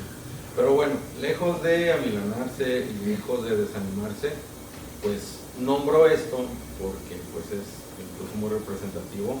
Ya los que conocen ahora su trabajo de licenciatura, de maestría, de doctorado, sus artículos, y ahora que vemos este libro, pues ya ahora sí, su problema, pues es todo un historiador Abel, y lo demuestra en esta obra, porque como dice el doctor Valerio, no es solamente de divulgación, y yo ahora mismo estoy enfrascado en una investigación doctoral.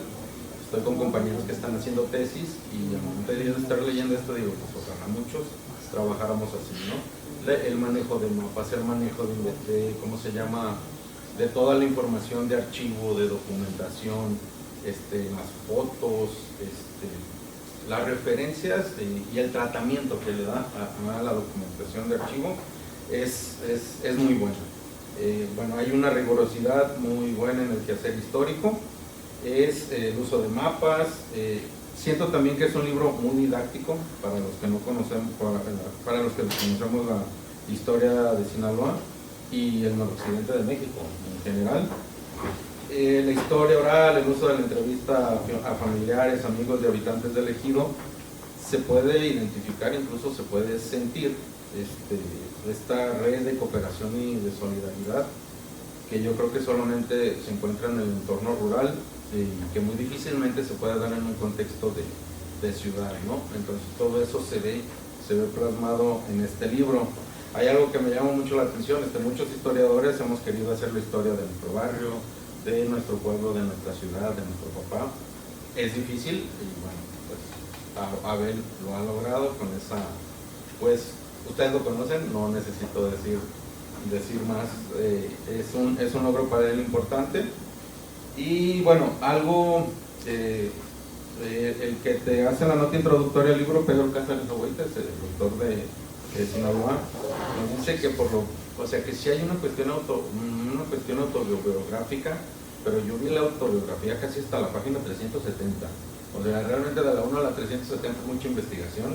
Entonces lo autobiográfico pues claramente está ahí, porque pues el actor social, el actor que escribe el libro, pues, es de Ceferino y impregna,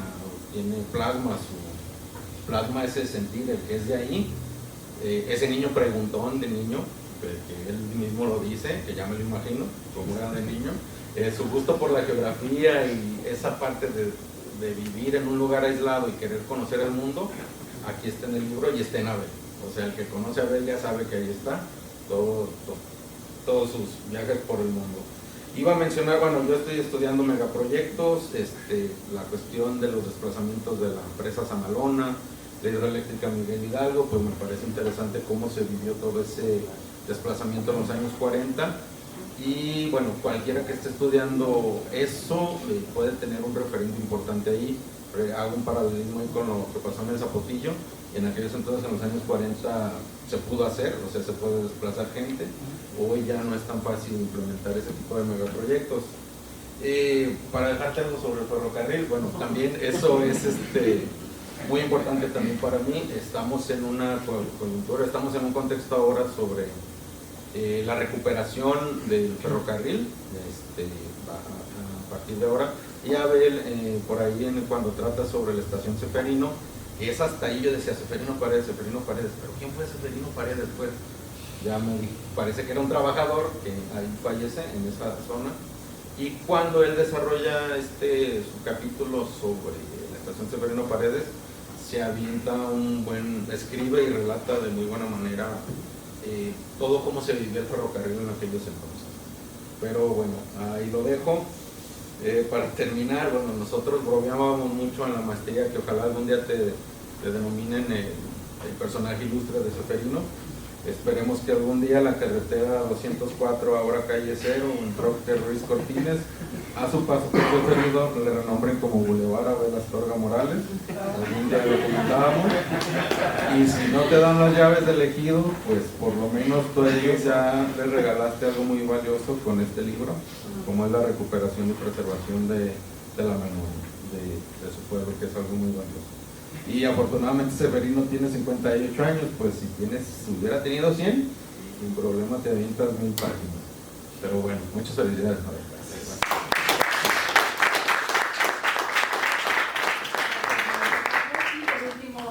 paso el micrófono al doctor Gibran Eduardo Monterrubio García. Sí. Muchas gracias. Buenas tardes y pues me queda muy poco, ¿no? Abel, pues yo quiero agradecerte personalmente la invitación que me hiciste para comentar esta tu última obra.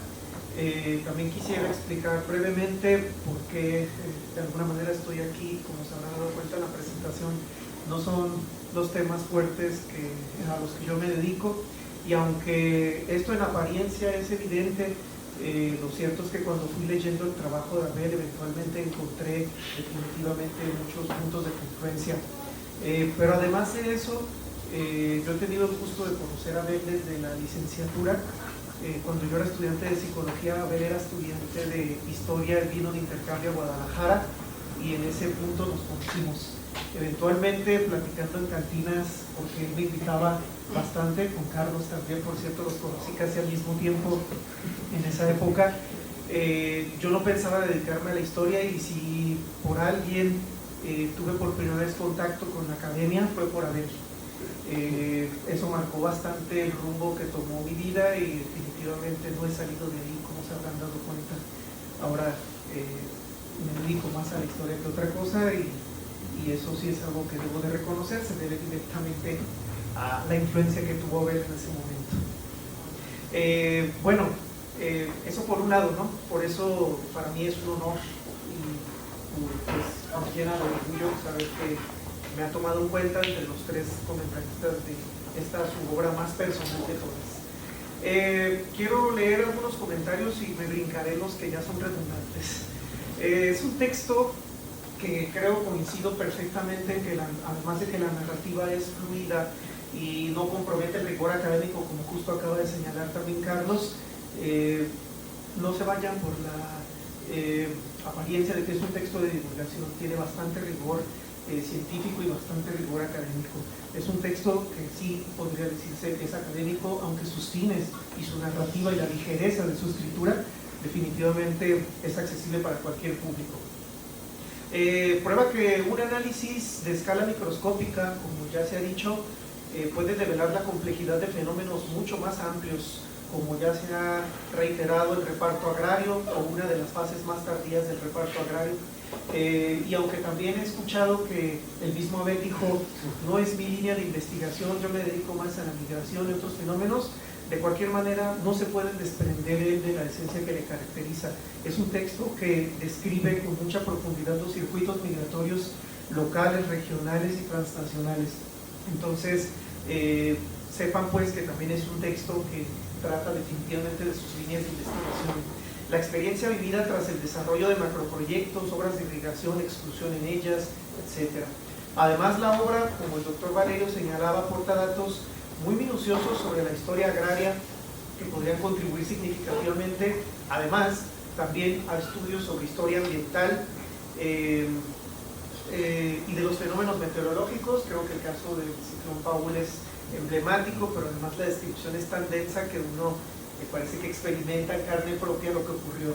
Desde los momentos más decisivos, como por ejemplo cuando alguien estaba durmiendo en su casa y decidió esa noche no dormir ahí para irse a casa de su mamá, eso marcó definitivamente el destino. Por decir solamente un caso pequeñito, las experiencias en torno a fenómenos naturales, pues un aporte muy importante está en el trabajo de Abel. También otro elemento clave, y aquí es donde yo dije, bueno, creí que esto era historia agraria, pero hacia el final del texto hay un apartado sobre, aparte de los efectos de la revolución, no, y la parte, ahorita voy para allá, la cuestión de la historia de la salud y las mujeres, que eso es uno de los últimos apartados del texto y que me parece también bastante rico y bastante importante, es decir, las prácticas de salud rural dentro de un contexto específico, y pues el análisis es muy profundo. Además pues de la historia del ocio y tiempo libre, las infancias, la juventud, la migración, el deporte, incluso la historia del mito, la leyenda y lo sobrenatural, que debo confesar, cuando llegué a esa parte, en un momento en el que ya tenía bastantes horas revisando el trabajo, estaba a punto de terminarlo, cuando llegué ahí se me reactivaron las energías, porque ese es uno de los apartados más interesantes del libro. Y es casi el último, es el penúltimo. Es una parte que conduce al lector hacia una experiencia definitivamente sobrenatural, y el abordaje sobre el mito, la leyenda y la superstición creo que es riquísimo. Confieso que es mi parte favorita de todo el libro. También me pregunto, y te pregunto, Abel, si a lo largo de las descripciones y el rescate de todos los testimonios, tú encontraste discrepancias entre los mismos testimonios. Es decir, porque algo también que nutre muchísimo la confiabilidad del texto, la rigurosidad del texto, es que contrasta siempre distintas perspectivas de un mismo fenómeno. Es decir, muchos se atribuían como este famoso mito fundacional de nosotros fuimos los primeros en llegar, pero bueno, también nosotros fuimos los primeros en llegar. Y como ciertamente sabemos que en historia no nos interesan las verdades absolutas ni las realidades últimas, sino las múltiples experiencias o las representaciones que de esa fundación ocurrieron, pues creo que también todo el texto tiene esa característica, que siempre pone como punto de contraste distintas perspectivas. En algún momento pensé que iba a caer en el sesgo de hablar solo de su familia. Me equivoqué rotundamente desde las primeras líneas. Desde las primeras líneas queda de manifiesto que le dio una oportunidad paralela y horizontal a prácticamente toda la población y a las demás familias. Incluso hasta, creo que por justicia, trataba de equilibrar esa parte de que no pareciera que es un texto familiar, aunque sabemos que en el fondo es un texto muy íntimo, tiene esa rigurosidad de imparcialidad y el rescate de distintos testimonios. Pero la pregunta siempre, y porque además es un pueblo chico, si se le quiere decir así, ¿no habrá discrepancias ahí en los puntos de vista? Es algo que seguramente puede ser inevitable. Bueno, ya no hablaré de elegido y su composición geográfica, que pensaba dedicar una parte, pero algo que no se dijo es que la expresión todo esto era monte remite a una condición geográfica muy específica, la selva baja caducifolia, ¿verdad? Eso es algo que también llamó mi atención cuando lo explica ya avanzado el texto, porque siempre quise imaginarme cómo era el monte. Todo el mundo decía esto era monte, yo tenía imágenes pues, muy viciadas de lo que yo imaginaba que era el monte. Me imaginaba, no sé, un campo lleno de arbustos grises, cafés, pero cuando explica la parte geográfica, que por cierto el capítulo 2 es 100% historia ambiental, es un texto de historia y geografía muy detallado, muy minucioso, porque Abel muestra no solo datos de carácter descriptivo, flora, fauna, sino también datos muy precisos de orografía e hidrografía, que ahorita apenas les di una probadita. En realidad el texto está cargadísimo de mapas, pero mapas que yo me pregunto, ¿cuánto tiempo le habrá costado haber localizado toda esa pluralidad cartográfica? Eso denota pues un trabajo de mucha pasión. Entonces, sí, resaltar que pues ese segundo capítulo pues es uno de los más ricos y más densos, y además la descripción o el nivel de descripción es bastante amplio. Tan solo 2 párrafos extensos para describir solo la flora y la fauna presente ahí, nos habla de una biodiversidad muy plural, y cuando uno abre Google Maps y busca Ceferino Paredes y llega y le retira el zoom, justo uno puede encontrar que es la parte limítrofe entre zonas áridas y zonas bastante selváticas. Es la última extensión de la selva seca, como también se le conoce. La selva húmeda más bien está en el sureste, pero se nota bastante. Entonces uno puede tener una idea de cómo se comían esas iguanas, esa fauna que finalmente servía para la alimentación local en épocas de crisis. Bueno, voy a brincar esta parte. La historia del ejido está marcada también por varios procesos históricos, comenzando, como ya se ha dicho, aunque no con este pequeño elemento, las reformas al artículo 27 constitucional. Desde mi punto de vista, este es uno de los aportes también historiográficos más importantes, porque denota, como ya lo señaló el doctor Valerio, la tercera posiblemente etapa del reparto agrario, en una de sus versiones más tardías, pero sobre todo porque el artículo 27 es de los más controversiales en materia de tierra agraria y también en materia de propiedad, considerando pues que el Estado mexicano se dibuja o firma bajo la influencia del paradigma liberal. El tema de la propiedad es crucial, la propiedad colectiva, la propiedad agraria o la desamortización son cuestiones cruciales, y este es un caso bastante denso de una de las aplicaciones tardías ya en los años 60 de 2 fracciones del artículo 27 constitucional. Yo le he puesto atención a otras 2 fracciones que tienen que ver con otro tipo de propiedades, pero creo que este es uno de los artículos pues más controversiales del siglo XX.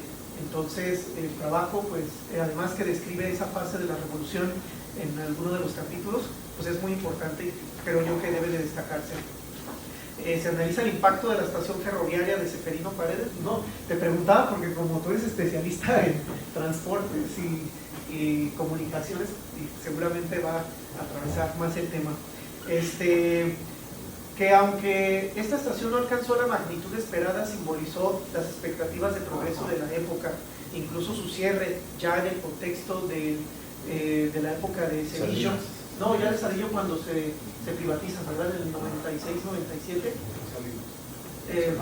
O sea, con Salinas cierra la estación, pero ya definitivo con Cedillo. Cuando se entregan con Cedillo, sí.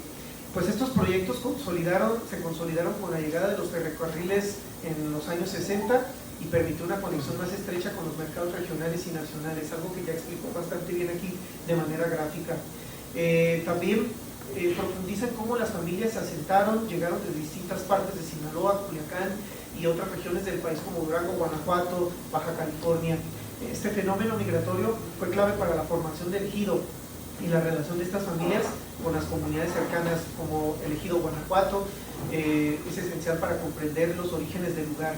Las primeras décadas estuvieron marcadas por la falta de infraestructura y la ausencia de sistemas de riego, algo que también ya explicó ahorita por su dimensión física.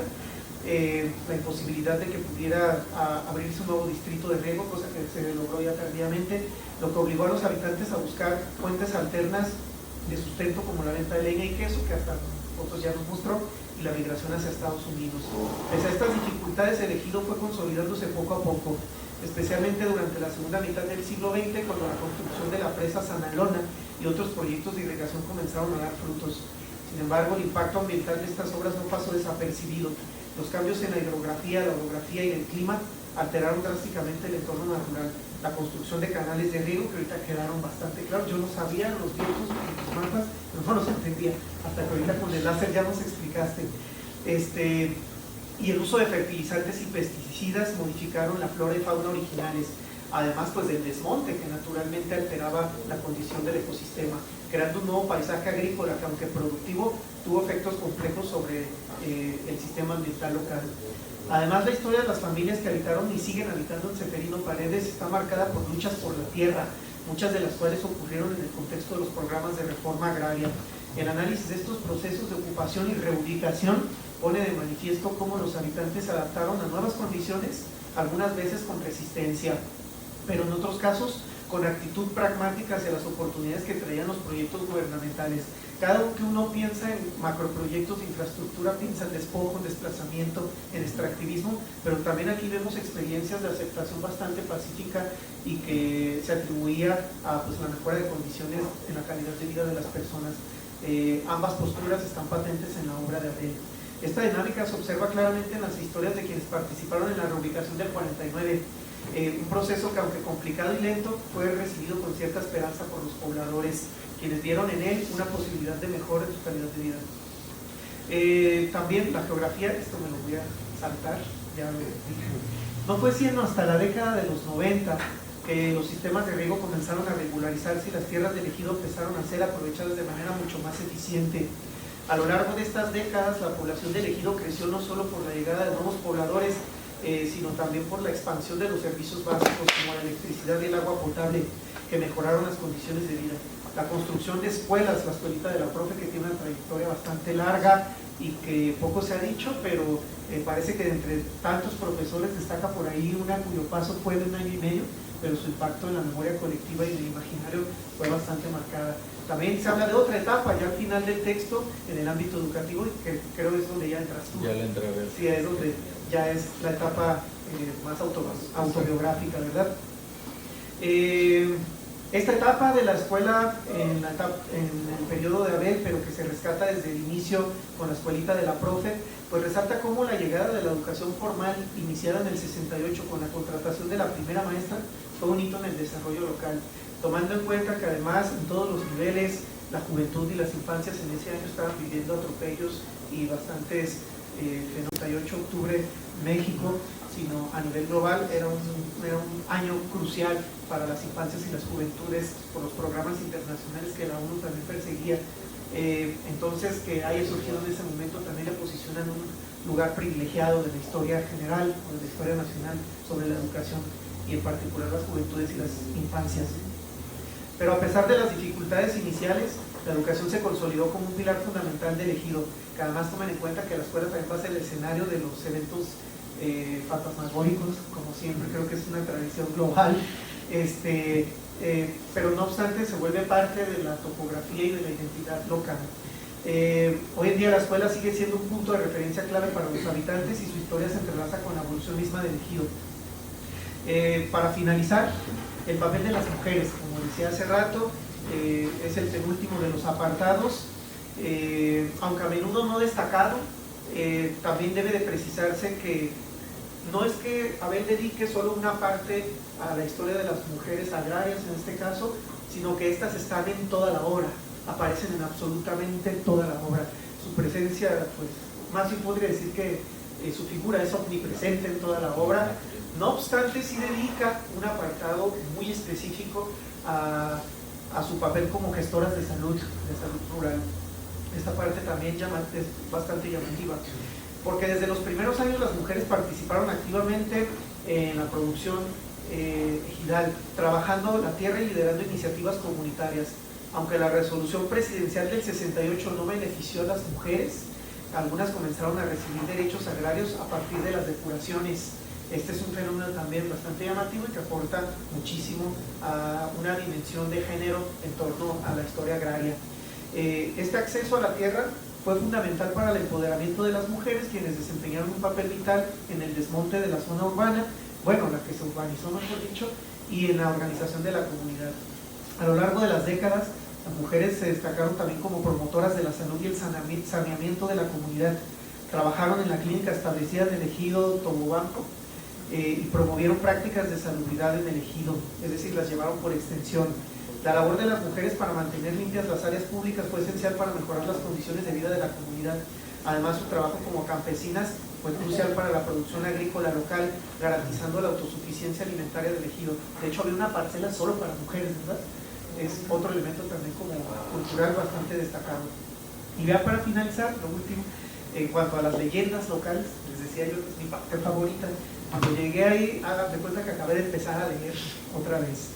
Una de las historias más conocidas, la de la niña que desaparecía entre los solares de Manuel Valdés y María Ruiz en 1973. Se decía que del suelo salía fuego, lo que generó la creencia de que había un tesoro enterrado también. Esta leyenda, junto con otras historias sobre fenómenos paranormales, refleja la mezcla de lo terrenal y lo místico que caracteriza la cultura local. Una figura destacada de estas leyendas es Lola Guillén, quien no solo era conocida por su habilidad como sobadora, sino también por su don para percibir elementos más allá de lo terrenal, lo que la convirtió en una figura respetada y cuyas historias continúan siendo valiosas hasta el día de hoy.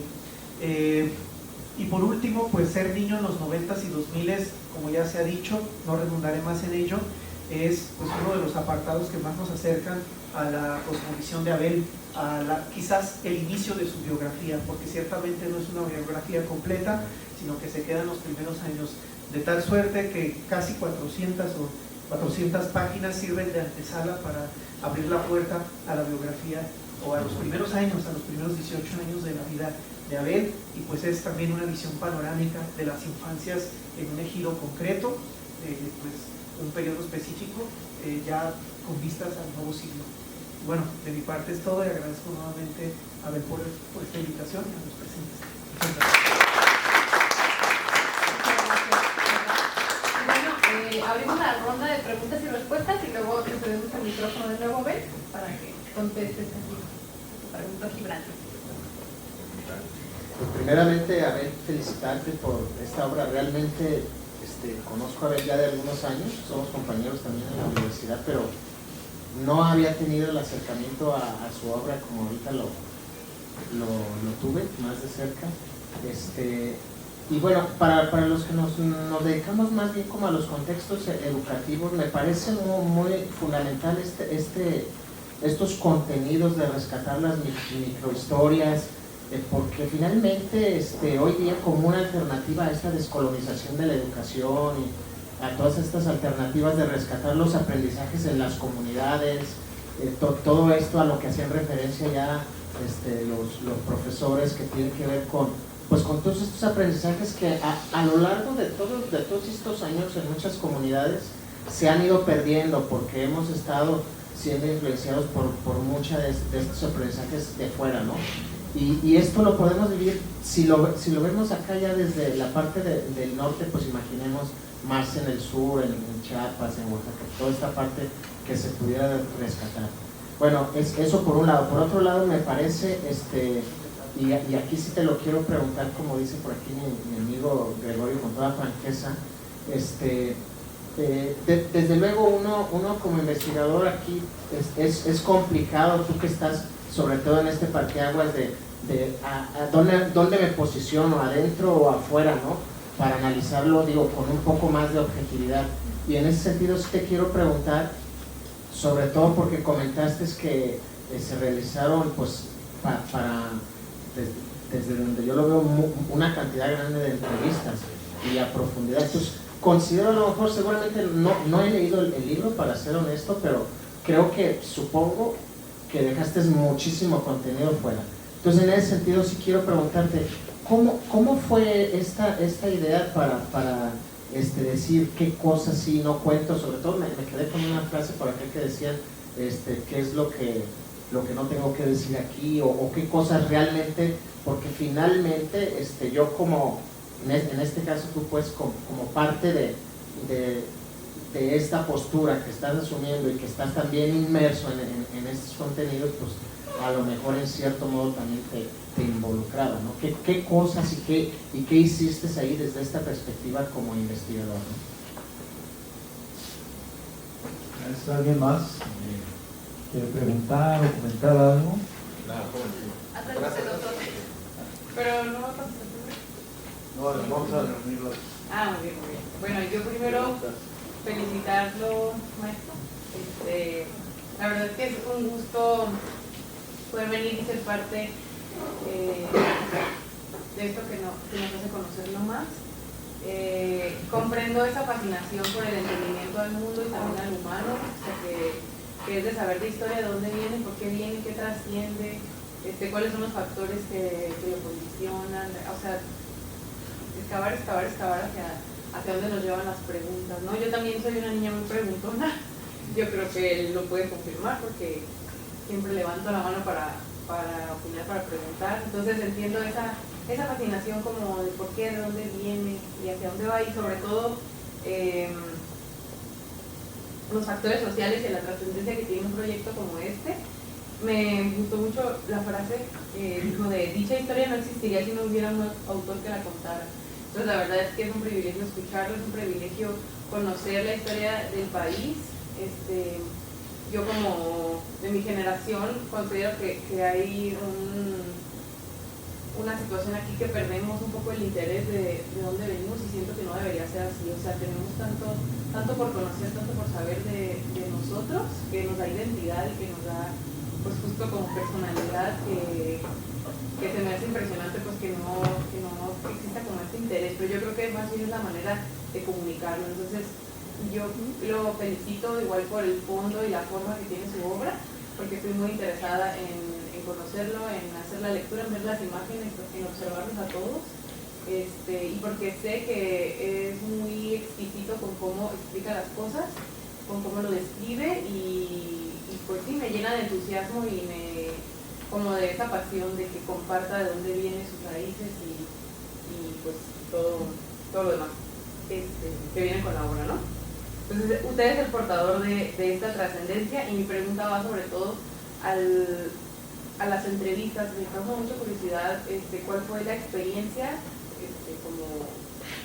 como oyente de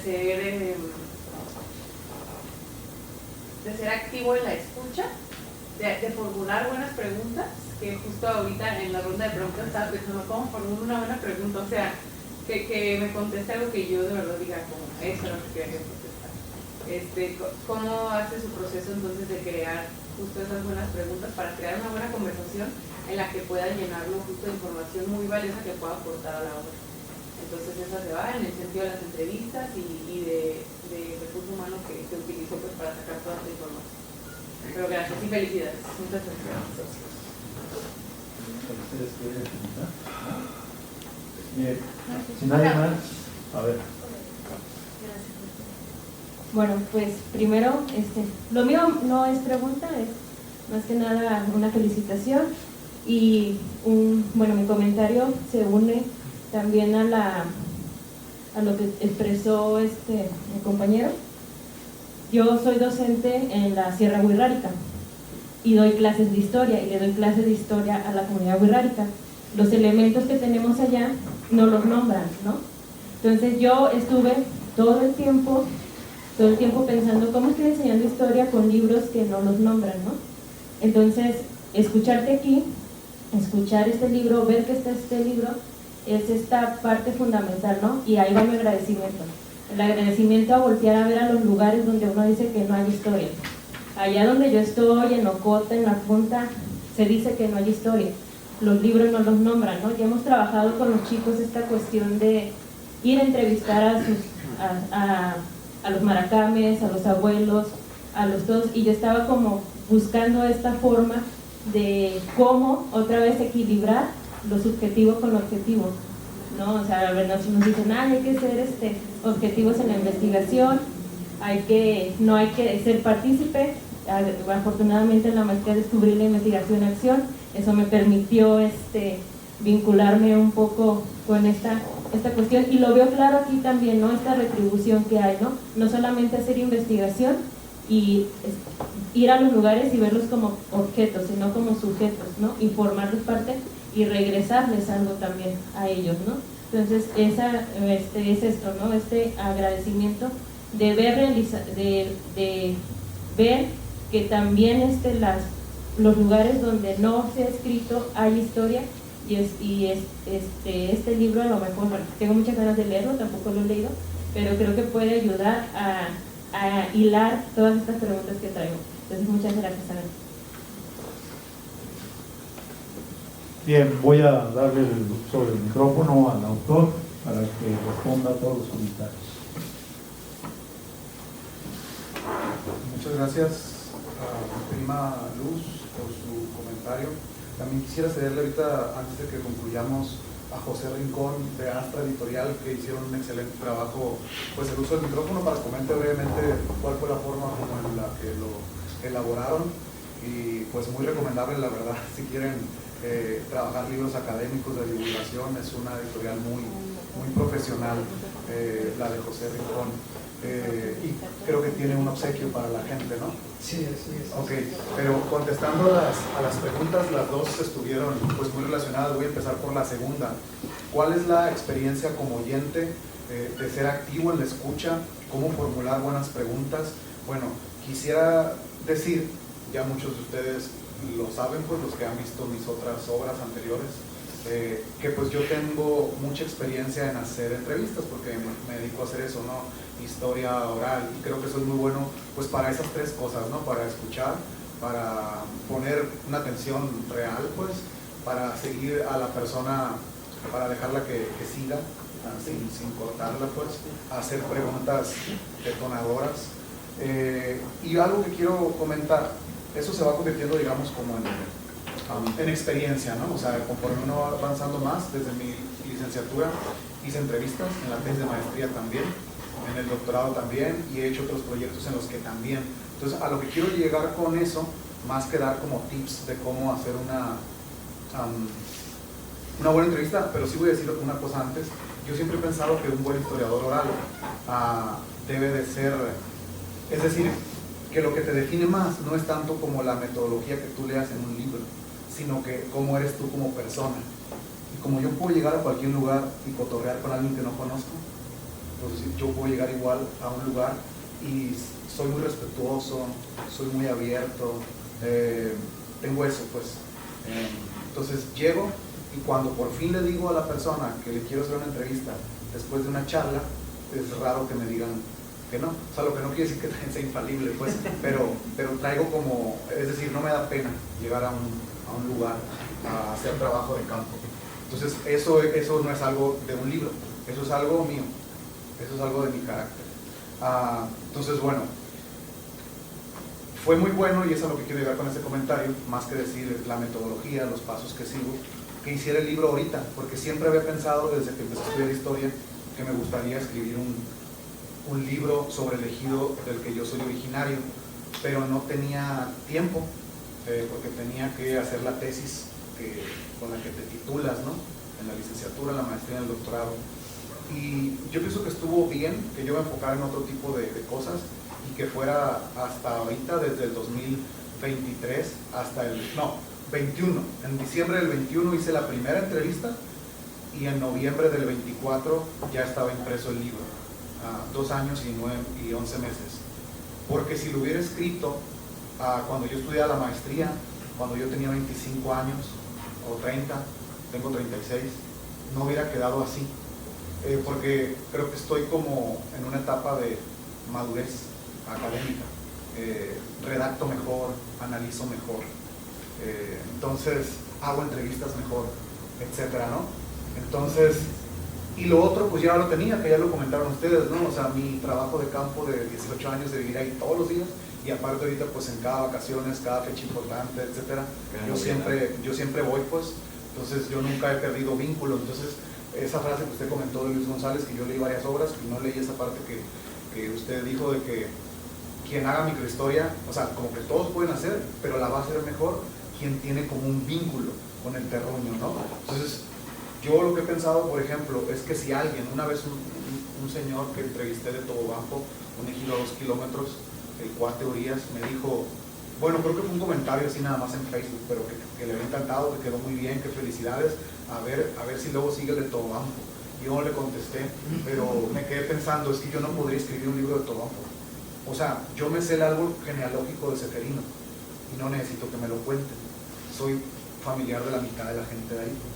Entonces, no, o sea, si duré 3 años, que es poco de hecho, pero pues porque es poco, pero fue porque lo hice con pasión, ¿no? Pues no sé, duraría 10 años pues sobre otro ejido, porque no conozco yo los vínculos. Bueno, eso tratando de dar respuesta a la primera pregunta. Y lo segundo, como yo soy de ahí, pues conozco muchas cosas. Conozco pues cosas que aunque tú no quieras, porque nunca me han gustado los chismes y la vida privada de las personas, pero te enteras pues de cosas.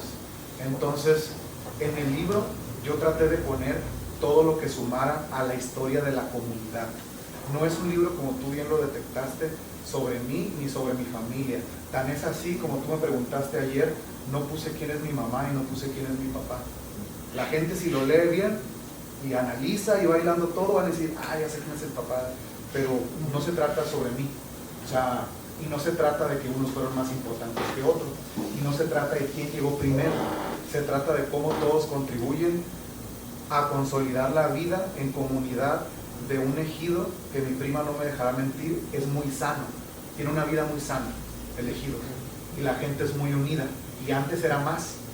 Y en otros ejidos, a 1 kilómetro del nuestro, no quiero decir que la sociedad está perdida, pero hay más drogadicción, hay más robo, hay más. Y en el ejido, no sé si fue por la educación que tuvimos, hay un comentario así en el libro, que la gente fue muy dura en el buen sentido, pues cómo educas con valores a tus hijos, pero es un ejido muy sano hasta el día de hoy, con una vida muy apacible, como cierra la introducción, así se llama la conclusión, perdón. No, el 4º capítulo, vida apacible y de trabajo. Entonces, hay personas que han muerto en el ejido, hay personas que han muerto fuera del ejido, hay chismes, debe de haber cosas como infidelidades, no sé, debe haber un montón de cosas que no son mi objetivo. O sea, entonces la pregunta era, ¿qué contar y qué no? Más o menos por ahí va la pregunta. Todo lo que sume a la comunidad, hasta cosas negativas, como la destrucción del ciclón Paúl, como algunos elementos negativos, pues, pero lo otro, que también es negativo, pero más individual, y que cae más como en el chisme o en la, se me va la palabra, pero, perdón, Sí, o sea, ese tipo de... Lo que no quiere decir que todo es color de rosa, pues, y que todo ha sido positivo y que es un ejido ejemplar, que quien lo lea que diga, aquí nunca ha pasado nada malo. No se trata de eso, pues, sino que se trata de destacar el avance y la consolidación de la comunidad. Lo que sí traté de hacer, bueno, espero haber contestado qué cosas sí contaba y qué cosas decidí como omitir. Hay cosas que ni siquiera me las dijeron en las entrevistas, pero yo las sé, no necesito que me las digan, y aún así aunque las sé no las voy a poner. Y lo que sí hice, como tú dijiste, Kibra, pues es contrastar. O sea, eso ya lo había hecho siempre, ¿no? Me refiero a contrastar tipos de fuentes, documentales con entrevistas orales, por poner un ejemplo, y entrevista con entrevista también. Entonces hay testimonios que apoyan una idea, hay testimonios que se contraponen, hay testimonios con los cuales pueden tener dos versiones, etcétera. Pero esa es como la experiencia que me fue dando la historia oral en los temas que yo trabajo, y que dio como resultado, yo considero, una obra muy buena, que no hubiera escrito así antes, o sea, antes de la pandemia, en el 2015, etcétera. Aparte no tenía tiempo pues para escribirla. Entonces, bueno, pues para cerrar, le cedo el micrófono a José para que nos platique pues cómo fue la elaboración, así el diseño, así de grandes rasgos del libro, y lo que tiene en general para comentarnos. Sí, cómo no. Gracias. Buenas tardes. Soy José Rincón, el editor responsable de esta obra, que estamos muy agradecidos con el doctor Abel por haber confiado en publicar su libro en esta casa editorial. El objetivo principal de esta casa editorial es no editar una obra, ya se la vendí al maestro o a la universidad que la compró y se conserva. El objetivo de la editorial es que sea una relación interactiva permanente. Contamos con un prefijo en un sistema que se llama DOI, que muchos de ustedes lo han de conocer. Nuestro prefijo está en Crossref, en Nueva York. ¿Y cuál es la intención? Bueno, pues que el libro sea una citación permanente, una visita permanente. Eso le da imagen a la editorial. El doctor nos dio permiso, siempre tenemos que pedir un permiso, porque la obra se sube, y como la editorial está especializada en publicar obras científicas, académicas, debe ser de distribución gratuita, porque ese es el requisito que nos ponen la mayoría de las universidades. No se venden las obras, se pueden vender también, pero esa es otra área. Entonces, el doctor nos dio el permiso, la obra va a estar ahí permanentemente, con un registro que se le da de una numeración para que esté siendo visitada. Normalmente está en nuestra plataforma, pero es activada por, este caso, la plataforma DOI, que se encuentra en Nueva York. Ahora, muchos de ustedes o de los investigadores participan en convocatorias del Sistema Nacional de Investigadores, del PRODEP, CONACYT y esas cosas, y ahora también es un requisito que les dan para que le dé más valor a la obra. Entonces, pues creo que la editorial atinó en buscar ese registro. Y agradecemos sobremanera al doctor Abel por esa confianza y haber publicado su obra con nosotros, que es una gran obra, y pues nos va a dar una buena imagen como editorial.